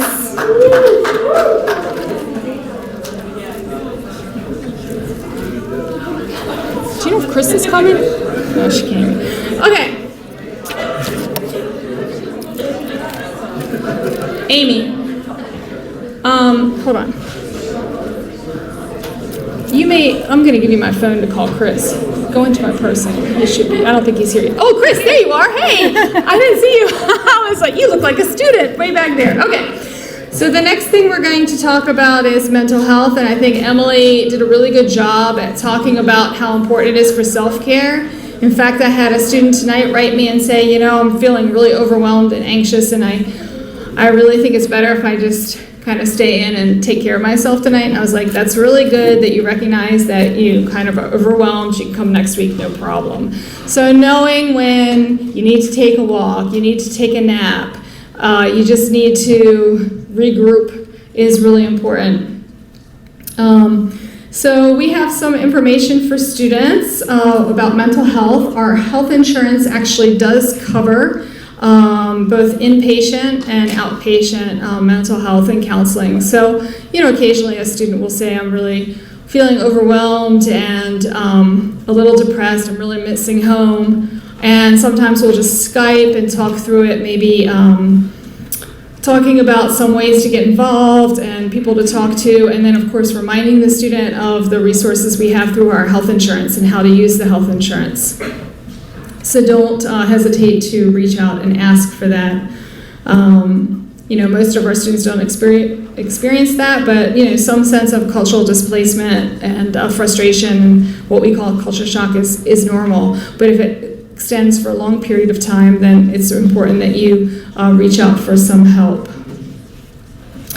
The other thing that I want to make sure that students understand is that there was a survey done with our profession a few years ago, and actually indicated that the incidence of sexual assault is actually slightly increased for students who study abroad. And the reason, my hypothesis is, because I studied abroad too, is that when you get abroad, everything's really exciting and you want to trust people and you want to meet new people, and it's easy to misread cultural cues. It's easy to kind of misread, you know, where it's safe, where it's not safe. It's easy to get caught up with that cute guy or cute girl and, you know, maybe take some chances that really aren't worth taking. So it's just important to be aware that the number one issue for all our students as far as safety is concerned is just staying together.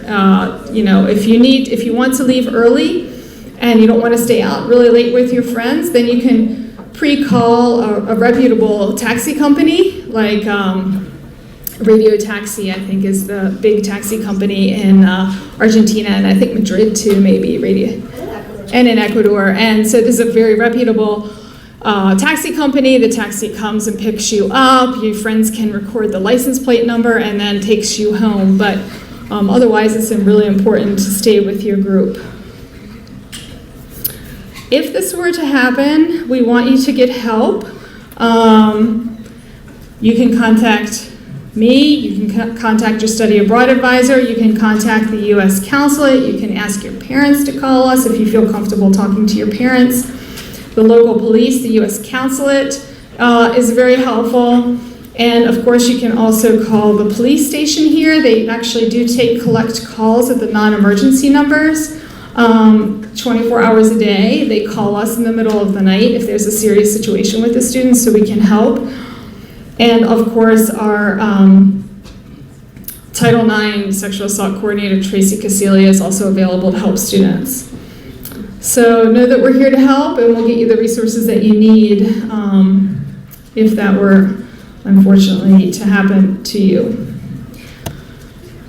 So next I want to go over the insurance. So like I mentioned earlier, we have an excellent health and travel insurance program for all of you, and there's a lot of information on our website. If you go to the policies and procedures section of studyabroad.richmond.edu, there's a section on health insurance where you can actually read in greater detail. Your parents will probably want to read it, what the insurance covers, but it's a very good policy. And I'll just go over a few of the main features.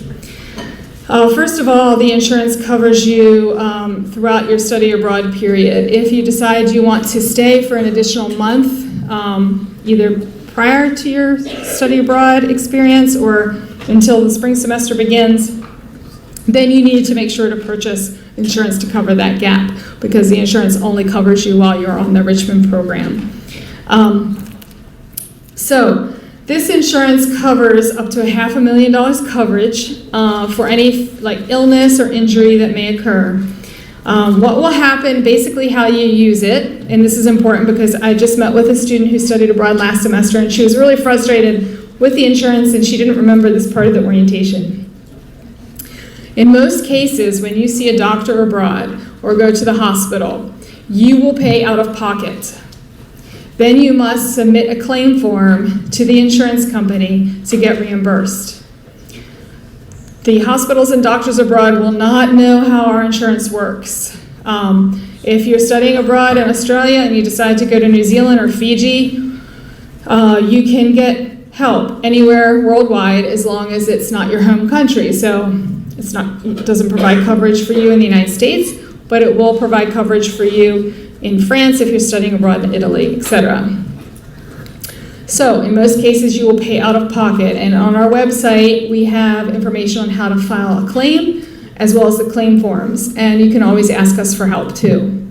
It's important to get a receipt stating what your medical issue was, what the treatment, follow-up, and of course the amount.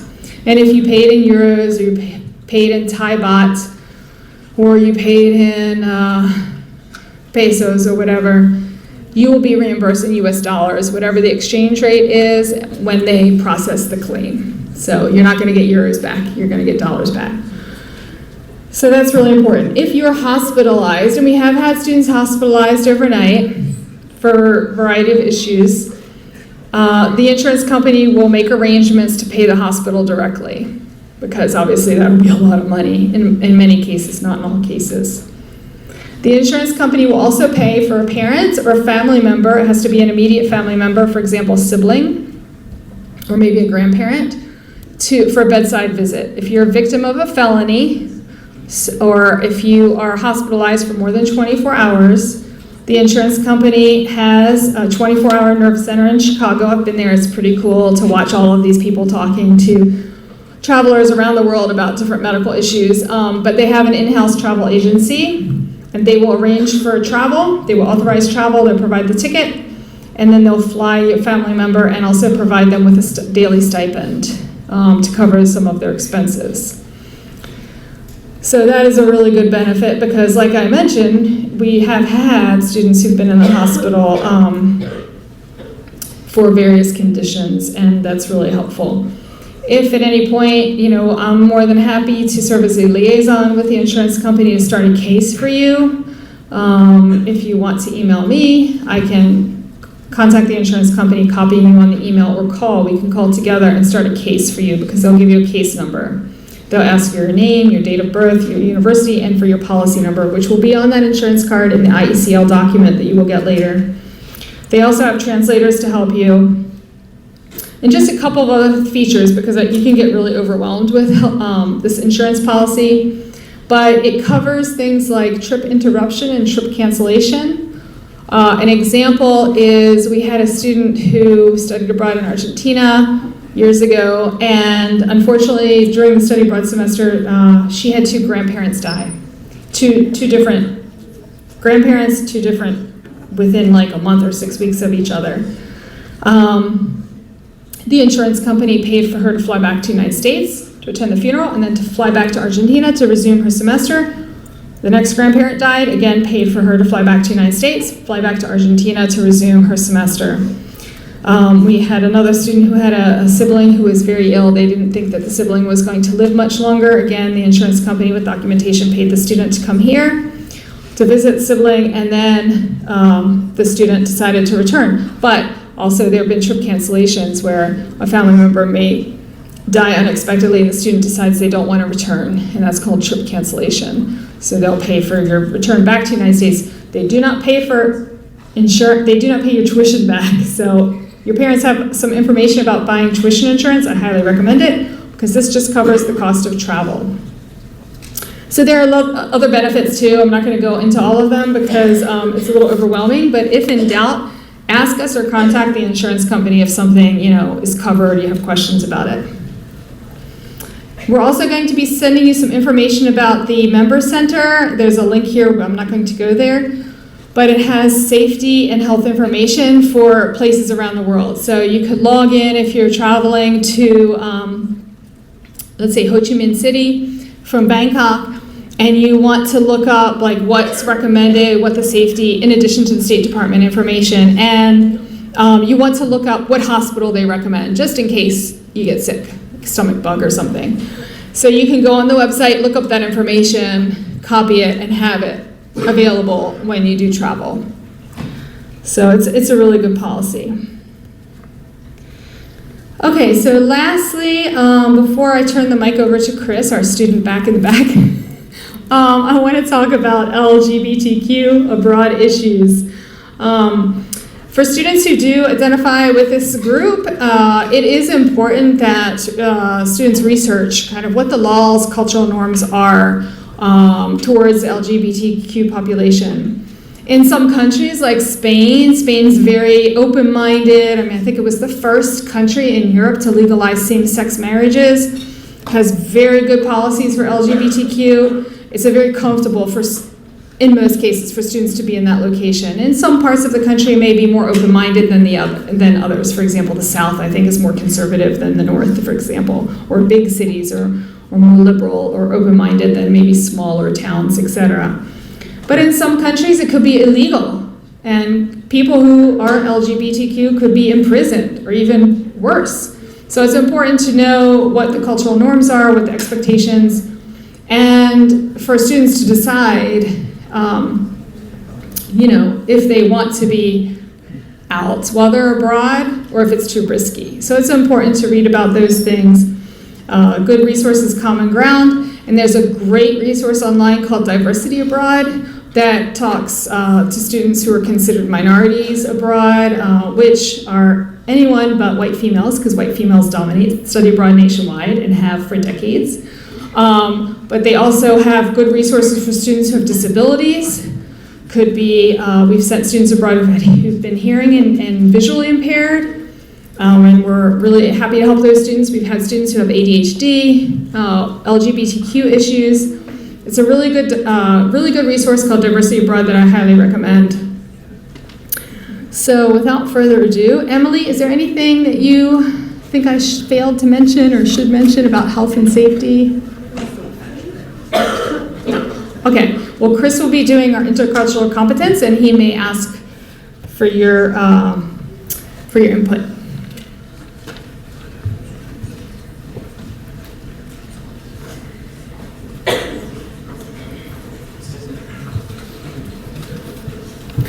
Hello, I'm Chris Klein. I'm the Associate Director of Study Abroad, and I have been at Richmond for 10 years. As with other people in the office, there's a story about how I became interested in travel and so on, and I guess my story is that it's something that's been a part of me for a long time. I grew up in a very small town in the northern part of Pennsylvania, and at the time it was a very unicultural place, a unilingual place. And there's not really anybody in my family who is especially interested in travel, or at least they were not when I was growing up. They had a lot of other interests, but this is just something that I always gravitated toward. I was born in 1967, and at the time, when I was a child, The war in Vietnam was still going on, and American soldiers were coming back from that. And one of my dad's cousins came back from fighting there. The thing that I was most curious about at the age of 5 or 6 was if he had been able to speak to people there, if he had learned the Vietnamese language. So for some reason, I've just always been interested in this kind of thing. The first time that I lived outside the U.S. was in the summer when I was 16, and I worked in a fishing camp in northern Ontario. The first time that I was outside Anglophone culture was on a high school trip to Quebec. That was the first time that I used French, and French is something that I've worked on for a long, long time. My first time away from North America was actually after I graduated from college. I was a Peace Corps volunteer. I lived in West Africa, in Sierra Leone, for a couple of years. A very important experience for me. And I also lived in France for a year as a graduate student, and I taught English at a university there. After finishing my MA in French, I started working in study abroad, and that's what I've been doing ever since. So I've been at Richmond for 10 years, and prior to that I was at Penn State and also at Purdue in Indiana. So one of the things that I'm really interested in is the concept of culture. And so what is culture? There are many definitions, thousands, maybe millions, but one possible definition of culture is the set of basic life assumptions that's shared by a group of people. And that includes how the people see themselves, how they see the rest of the world, and how the group arranges itself economically and politically. And there are lots of different levels of this. Some features of cultures are immediately apparent, like the way that people dress, the kinds of things that they eat, the language that they speak, holidays they celebrate, religions that they follow, and things like that. But there are other features that are much deeper and are much harder to understand, and it takes a long time to grasp those features.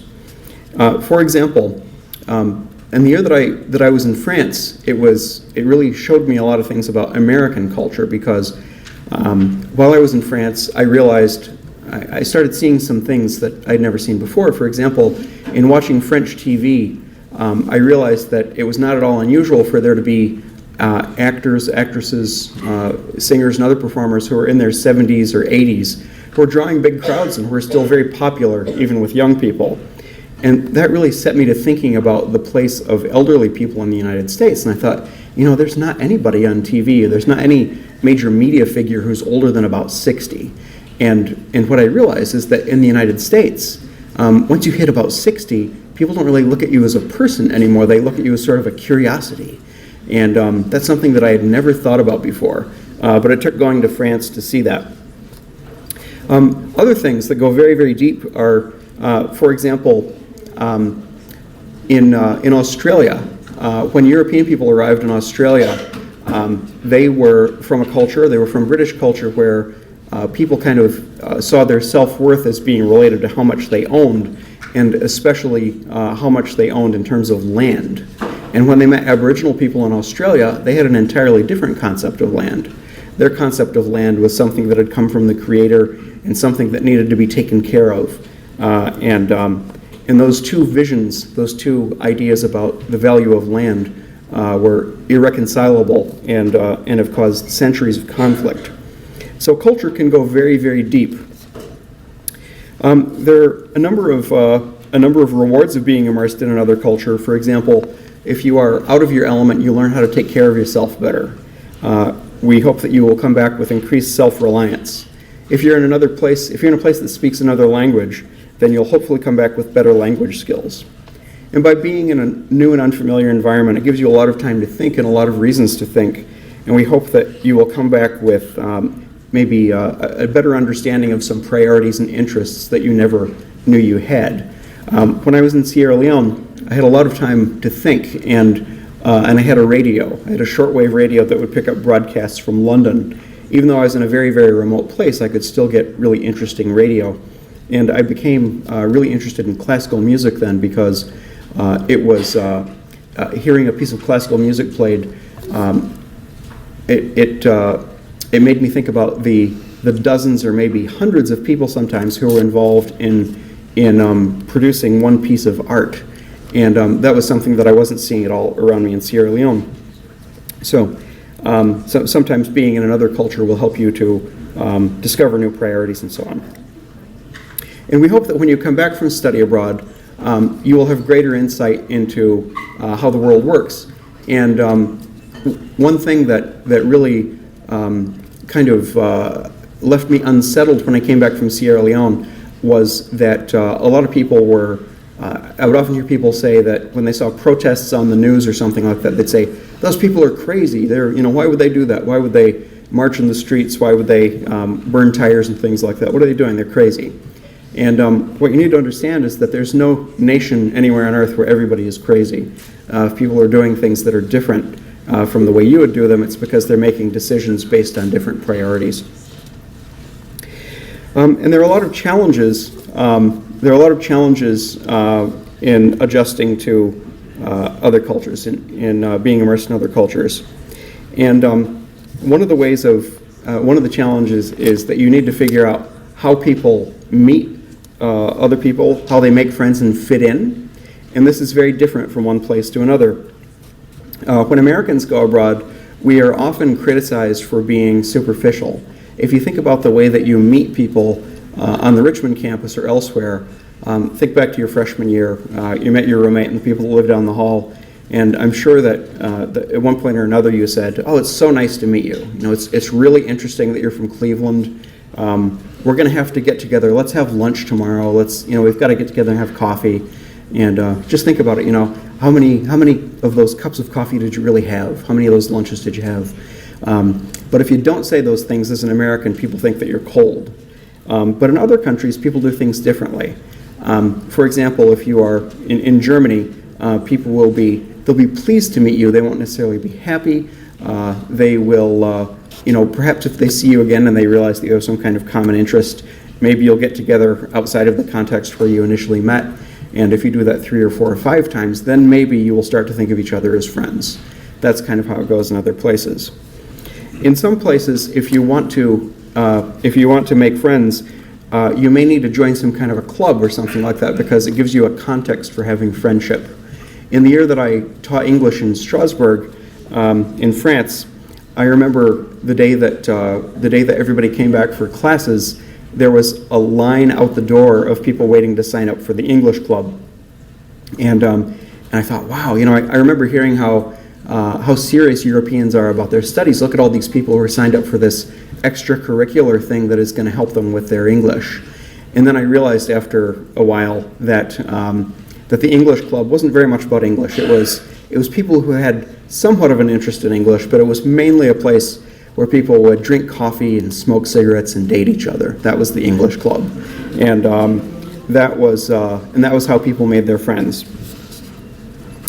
One of the other things that can be kind of a difficulty in getting to understand another culture and getting to adjust to the features of that culture is that perhaps the people of that culture have very strong ideas about your culture or very strong ideas about their own. For example, is anybody going to Japan? Is anybody going to be studying in Japan? Japanese people tend to think that Japanese culture is very, very unique and it is very deep and that it's not really possible for people to understand it beyond a certain point. My wife's brother lived in Japan for 5 years, and he said that being Caucasian, when he would be in a public place, he would be, say, in a restaurant, he'd be eating, he'd be talking with people in Japanese, and it wasn't at all uncommon for a Japanese person to come up to him and say, "What are you doing? You're not Japanese. Are you speaking Japanese? You're not Japanese. You're eating with chopsticks. How can you do this?" And then and he'd say, "Well, I just, took Japanese classes. I practiced eating with chopsticks." And even so, they were really incredulous. They just didn't, were very surprised that anybody could learn these features of Japanese culture, but they always kind of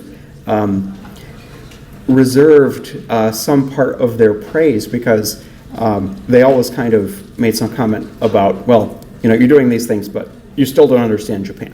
So that kind of thing can be an obstacle to people adjusting easily to other cultures as well. So some of the other things that people need to get used to when they are adjusting to another culture are issues of space. And in the United States, think about this the next time you're with a group of friends, you're standing around talking someplace. In the United States, most of the time, we literally keep each other at arm's length. It's kind of uncomfortable to talk to somebody who is standing closer than arm's length to you, unless you're really good friends, or unless you're being really quiet, talking really quietly. But in other places, it's really not like that. For example, in Spain, how many people are going to Spain? Okay, get used to some differences, because when people talk to you in Spain, they may stand so close to you that their toes are touching yours. That's not at all uncommon.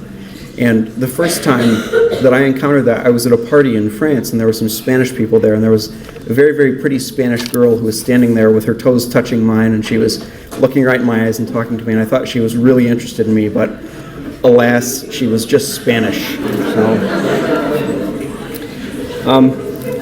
And some other things, every country has its own way of greeting. As an example, in France, when people meet, when a man meets a woman or when two women meet, they will do something called the bise. Is anybody going to France? Okay, if anybody's going to France, then they will see this. So, Michelle, you want to help me out? So the way that this works, it's very complicated, and it's not what it looks like. Okay, you want to come up here so that I can talk into the mic? Okay. So, okay, look right here. Okay, so what you do is that you put your cheek against the other person's cheek, and you put their lips right beside their ear, and you make a little kissy noise, like this. Okay, but what you don't do is you don't put your lips on the other person's cheek. You don't actually kiss them. And I learned that the hard way, because at the beginning of my year in Strasbourg, okay, that was really funny, but if we could keep the noise down a little bit. Okay, keep the noise down a little bit. At the beginning of my year in Strasbourg, I actually was kissing people, and finally I saw this really stricken look on this woman's face, and I realized I'd done something wrong. So then what I had to do was I realized that I needed to watch what other people did. And observation and listening are two things that will help you a lot. It'll help you to avoid gaffes like this. So observation is very, very important when you're trying to learn a new culture and when you're trying to fit in. Some other things to understand about culture is that different countries present very, very different levels of cultural difference. For example, if people are going to Australia, you're going to find a lot of commonality with the United States there. You're going to find that Australia, of course, speaks English. It is a nation of immigrants. It is a relatively young country, and so there is a lot of cultural commonality with the United States. If you were to go there tomorrow with a credit card and a passport, you'd be just fine, because you would understand things instinctively as Americans for the most part. If you were to go to other places, for example, I also send people to places as different as, say, Botswana. And if you go to a place like that, then there's much, much more to learn. There are many more differences to be experienced and much more adjustment to be done. So another aspect of all of this is that any country that you go to is going to have multiple cultures. So for people who are going to Germany, you're going to be learning about German culture, but also be aware that there are several million Turkish people living in Germany. And so that has had a really big influence on German culture in terms of art, music, cooking. It is much like the influence of Latin American culture in the United States. So by going to Germany, you will learn about Turkey. By going to the UK, you will learn about India and Pakistan. If you are going to South Africa, you will be learning about white South African culture, black South African culture, and many, many divisions within those groups.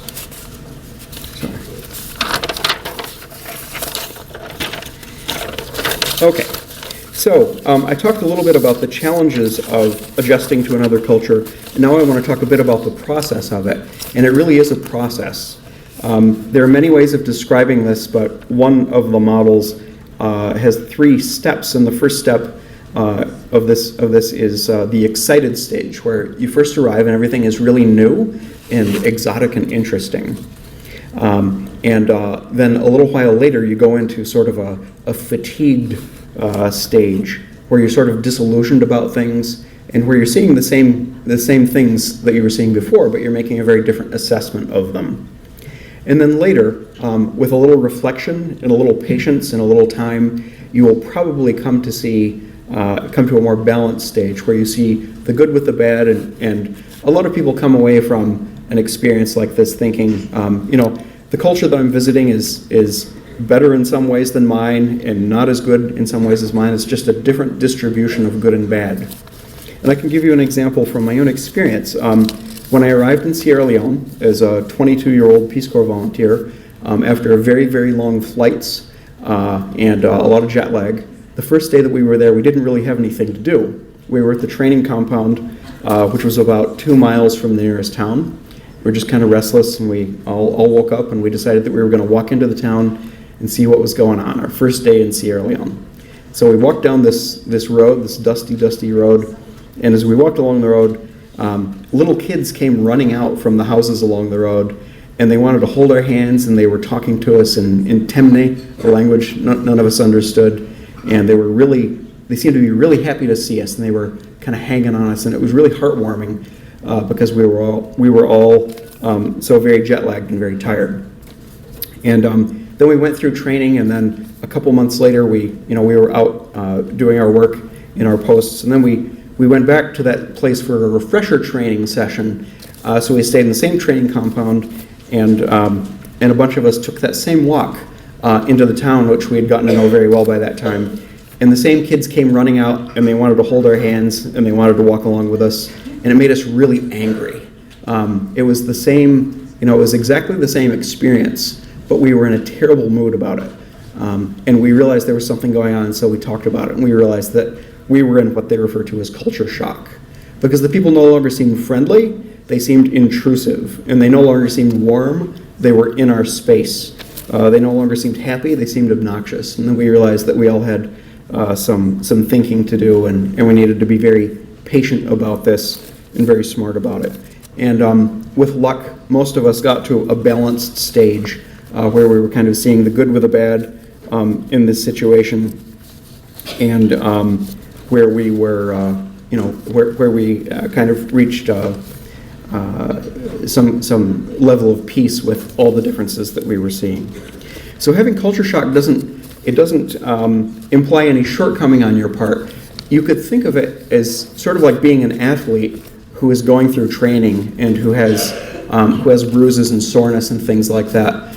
That's part of the process of getting strong. Culture shock is very much like that. So what can you do to smooth your intercultural adjustment? There are a number of things that you can do before you go. One thing is to have as much information in advance as possible so that when you encounter differences, they're not quite so shocking.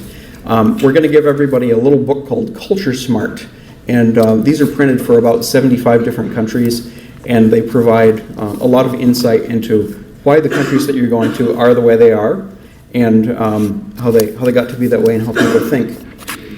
And as an example, when I was in France, I remember thinking, before going to France, I remember thinking that France was, a really classy country, and lots of luxury goods, and everybody's just classier than the average American. And when I got there, I was really shocked to see the amount of dog poop on the sidewalks. And I was just really shocked to see people walking their dogs, and the dogs would poop on the sidewalk, and they just walk away from it. They leave it there. And I was just kind of horrified by that. But then, a little while later, I also saw that people came along on these special motorcycles that had scrub brushes, these power scrub brushes and vacuum cleaners. They would scrub it up, they would vacuum it up, and then drive away. And another thing that I realized about France after a while is that they have a very high rate of unemployment compared to the United States. And so by allowing their dogs to make a mess on the sidewalk, it gives somebody a job. So it's all very complicated. And if you understand some things about that, if you understand things like that before you actually see them, then you are less likely to be shocked by them. Another thing that I would recommend is, there's good TV out there that can help you understand some of the differences that you will encounter. Is anybody familiar with Tony Bourdain? He had a couple of different TV series on CNN and the Travel Channel. He was a chef, and he made some really insightful television about other places. His show was ostensibly about cooking, but it was about much, much more than cooking in other countries, and I would recommend it to everybody. So while you're abroad, you need to listen, you need to observe, you need to watch what other people are doing, and you can learn a lot from that. You can smooth your own interactions quite a lot. I remember being in France. The first time that I was riding the metro in France, I found myself really uncomfortable because I didn't know what I was supposed to be doing in there. In situations like in public transportation in the US, you often strike up a conversation with somebody or something like that, but everybody was silent in the metro car in France. And I also didn't even know where to look. Where am I supposed to look while I'm riding this metro car? And I realized that what everybody was doing was staring at an empty spot on the wall, or staring out a darkened window or something like that. In other words, they were looking at nothing and just being very blank, very neutral. And once I started doing that, as strange as it seems to talk about it now, once I started doing that, I felt fine. That's what everybody else was doing. But that was a skill that I had to learn, something that every French person probably understands instinctively, but something that I had to mimic and copy. Also, you should try to use a lot of humility and a lot of patience while you are adjusting to being surrounded by another culture, because that's how you learn things. You learn things by not assuming that your way is the best. And in addition to humility, I would also add humiliation, because sometimes little humiliations can teach you a lot. For example, I remember being in France and walking in a park when I was still learning French, and I said to the woman that I was with, "Oh, regarde les petites canettes." And I was looking at ducklings. There were some ducklings swimming in this little pond in a park, and she started to giggle, and then she started to really laugh. And she said, "You know what you said?" And I said, I think I said, "Look at the little ducklings." And she said, "No, the word for duckling is caneton. The word for beer can is canette." So I had said, "Oh, look at the cute beer cans." And so for the rest of the day, every time she would see somebody drinking a beer or see a beer in a garbage can, she'd say, "Oh, look at the cute beer can." So, and I can guarantee you that I will never forget that. So let humiliation be your friend. So when you go and study abroad, our goal for you is that you gain 2 levels of intercultural competence. We hope that you gain insight on the country or the region or the group of people of your program. So we hope that you learn a lot about the people who are around you. We hope you learn a lot about the Italians or the Basques or the Catalans. And we also hope that you come away from your experience with skills that will help you to gain similar insight with other cultures that you encounter later on in life. President Crutcher often talks about how one of his goals for Richmond students is for you to graduate from here being able to do well anywhere in the world. And I think that this is part of what he is talking about. He hopes that you will leave Richmond and leave your Richmond Study Abroad experience with skills that will help you to do well anywhere. So why does intercultural competence matter? It makes us all more effective workers and more desirable job candidates. It will be very, very unusual if any of you find yourselves working in the next 5 years in an environment where everybody is from your home culture. Whether it's people from other parts of the United States or other segments of the US population, people from other countries, you're going to be working with people who are very different from you. That's just inevitable. And if you get used to that now, you're going to be much better at it when you're getting paid for it. Also, intercultural competence reduces conflict, we hope. As I mentioned before, it motivates questions about home. It's always good to ask yourself hard questions about your home. And it's part of being an educated person as well. So there are lots of reasons why intercultural competence is important.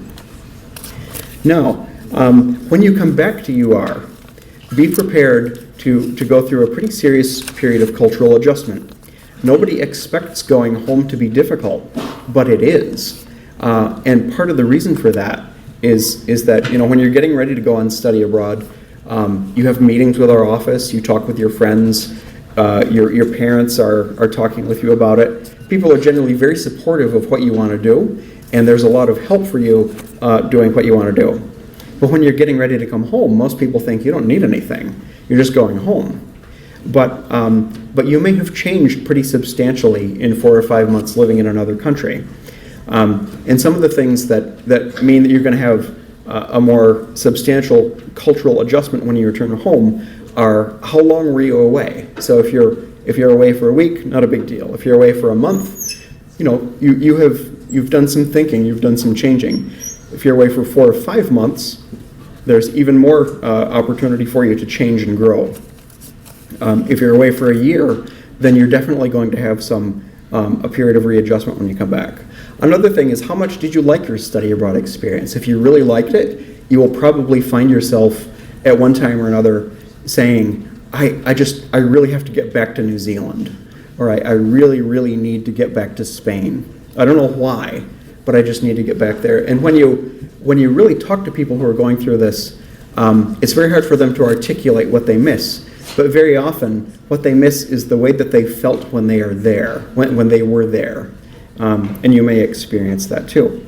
And if you've done a lot of growth, for example, if you've grown up and if you've become more independent and more adventurous and that kind of thing, then it's kind of a drag to go home because you don't have the same opportunities and the same adventures and things like that. So if you find yourself experiencing difficulty when you're readjusting to Richmond, we ask you to seek support from our office, where everybody that works there has had these kinds of experiences, and we're very happy to talk with you about those experiences. And also CAPS does a lot of counseling for people who are returning from study abroad. And I would also encourage you to seek out friends who listen, and you'll notice that's in bold because most of your friends actually will not want to listen when you talk about your experiences. They will want to hear a 5-minute version of a life-changing 4 or 5 month experience, and that just isn't very satisfying. So what you need to do is you need to find people that have had similar travel experiences and similar intercultural experiences. Those are the people that will really listen to you, and that's kind of what you need when you're getting used to being home again. You can also stay international through various OIE programs. The OIE does a lot of programming that is meant to connect people to the wider world. How many people have ever been to one of the international films on campus? Good, a few people have done that. The International Film Festival is free. It's in its 30th year, and we get very few students coming to that. More than in the past, but still not many students take advantage of it. There's also the Global Music Series. There are groups like iClub, the International Club, and the Ambassador Club, where you are paired with an international student. So there are lots of ways that you can stay international once you come back to UR. And we would also encourage you to use the same kinds of skills in adjusting to being home that you use in adjusting to being abroad. For example, when you go to France, when you go to Spain, when you go to the Czech Republic, you need to watch people, you need to listen to people, you need to see what's acceptable in that culture, and you need to mimic that. And that's what you have to do when you come back as well. When I returned from Sierra Leone, I had been away for a long time. It was incredibly different from my home. I liked it very much, and I had grown a great deal.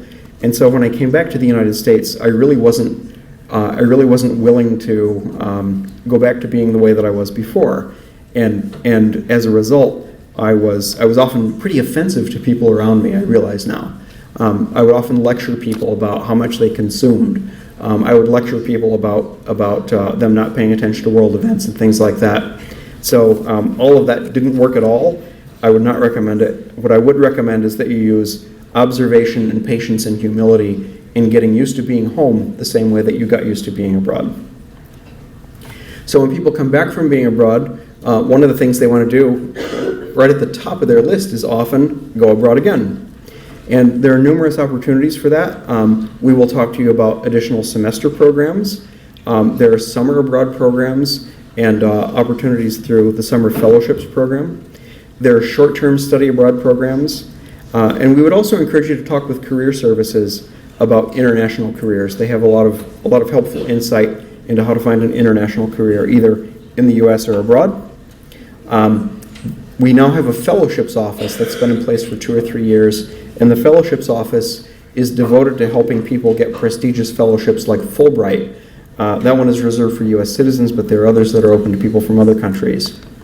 There are a number of people on campus who have been Peace Corps volunteers, and we're all very willing to talk about our experiences. You remember that thing about nobody wanting to hear about your experience. Well, if you find a Peace Corps volunteer, a former Peace Corps volunteer, they're both very willing to listen and very willing to talk. We're really happy to talk about our experiences.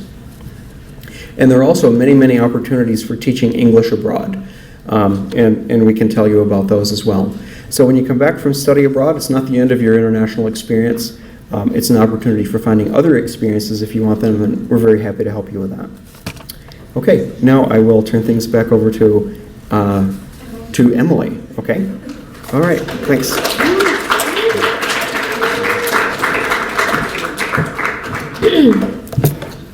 Okay, so I was asked to speak a little bit about my own kind of acquisition to Spanish culture. That's where I was the majority of my study abroad time. I was there for a full year, and I had studied abroad in Spain 2 summers prior.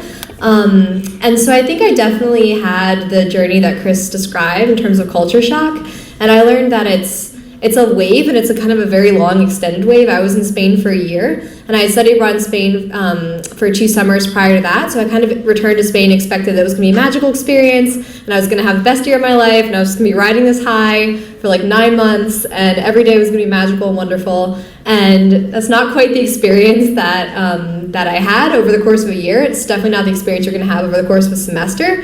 You do have those high points, and you do have those low points. And so I kind of want to talk a little bit about my experience and how I adjusted to that.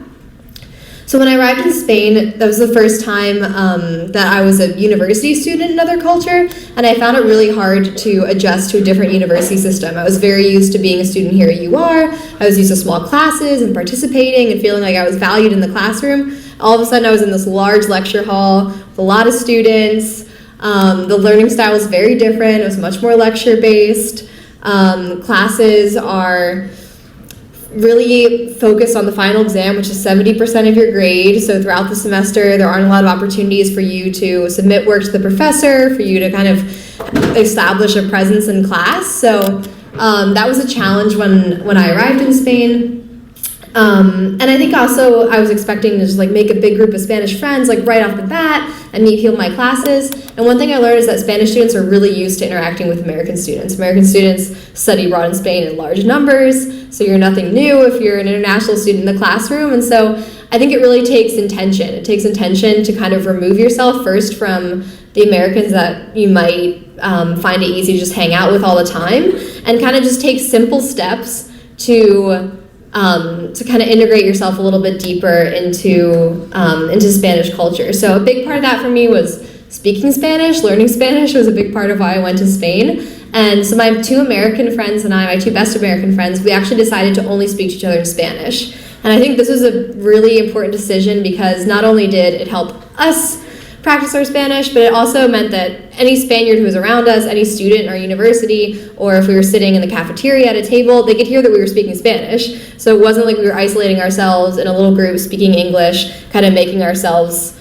this other little unit. We were trying to be part of the culture, and I think that helped us in terms of meeting different students. I lived in a Colegio Mayor my second semester, which is a kind of like the Spanish equivalent of a sorority house, but it was also like half religious as well.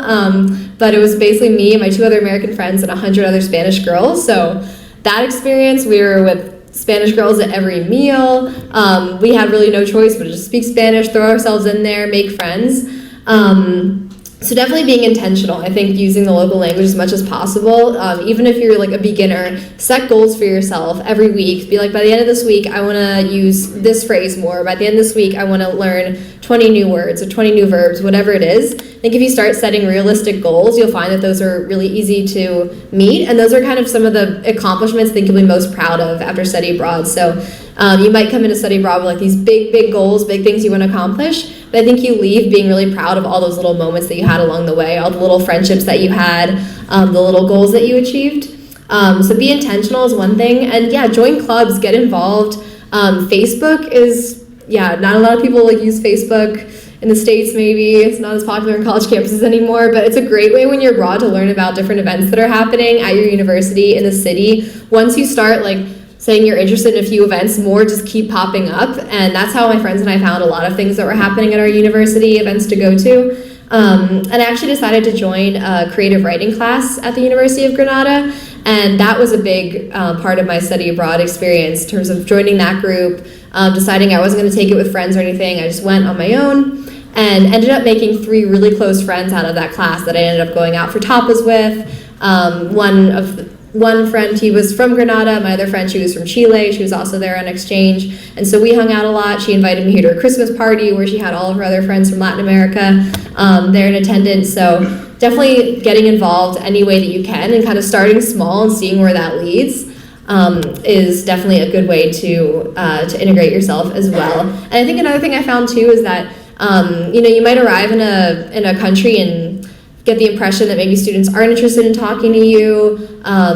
Maybe the culture's like a little bit different. It's not kind of as warm and superficial as Chris was describing. But one thing I learned is that once I started taking those steps, making that effort, like showing Spaniards that I was really interested in engaging with them and their culture and their language, then Spaniards are really enthusiastic about talking to Americans. They had a lot of questions. They wanted to ask me like what my prom was like and where I went to high school and like what my house looks like and all of the stuff that I didn't really think that they would be interested in. So that was definitely a lesson that I learned is, just taking those small intentional steps, being consistent, and then usually I think that leads to some pretty amazing moments that you're proud of at the end of your time. So that would be my advice. But thanks.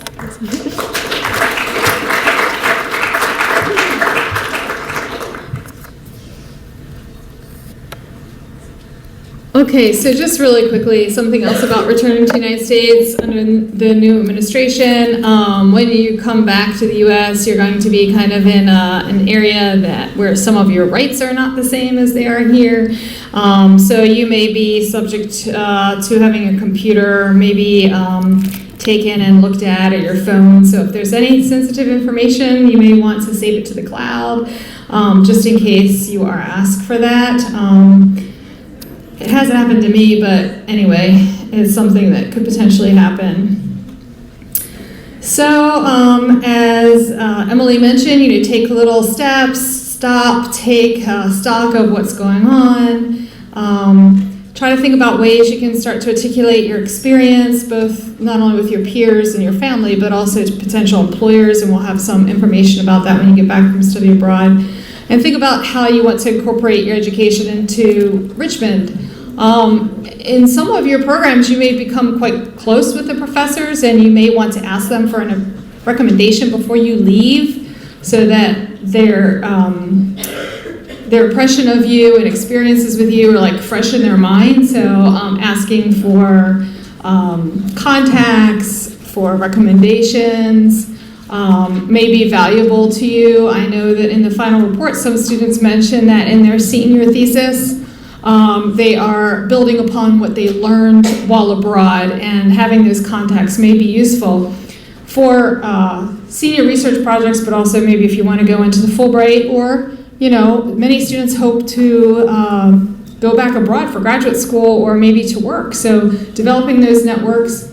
If you're interested in contacting Richmond alumni abroad, let me know. I can put you, we have Facebook groups for different, like Spiders in Europe, Spiders in Latin America, Spiders in Middle East, etc. And I can add you to the Facebook group so you can reach out if you're traveling to, The Hague in the Netherlands. Maybe you could ask for advice on places to stay, things to eat. Or maybe ask, they could maybe meet for coffee, can learn about their job, learn how they made their way to this particular career. You never know, it could end up to an internship or maybe opening some doors in other ways for you. So any questions before we have our final raffle? I know it's been a long evening and I appreciate your patience. Okay, so we're going to have the final raffle.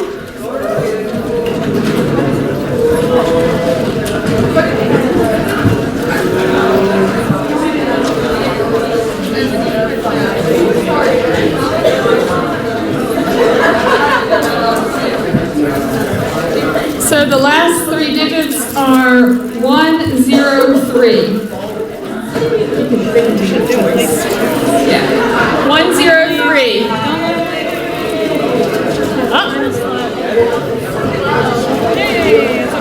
Great, congratulations. Okay, make sure you throw your trash away and put things in the recycling bin. Thank you. They're They're very American. They just get up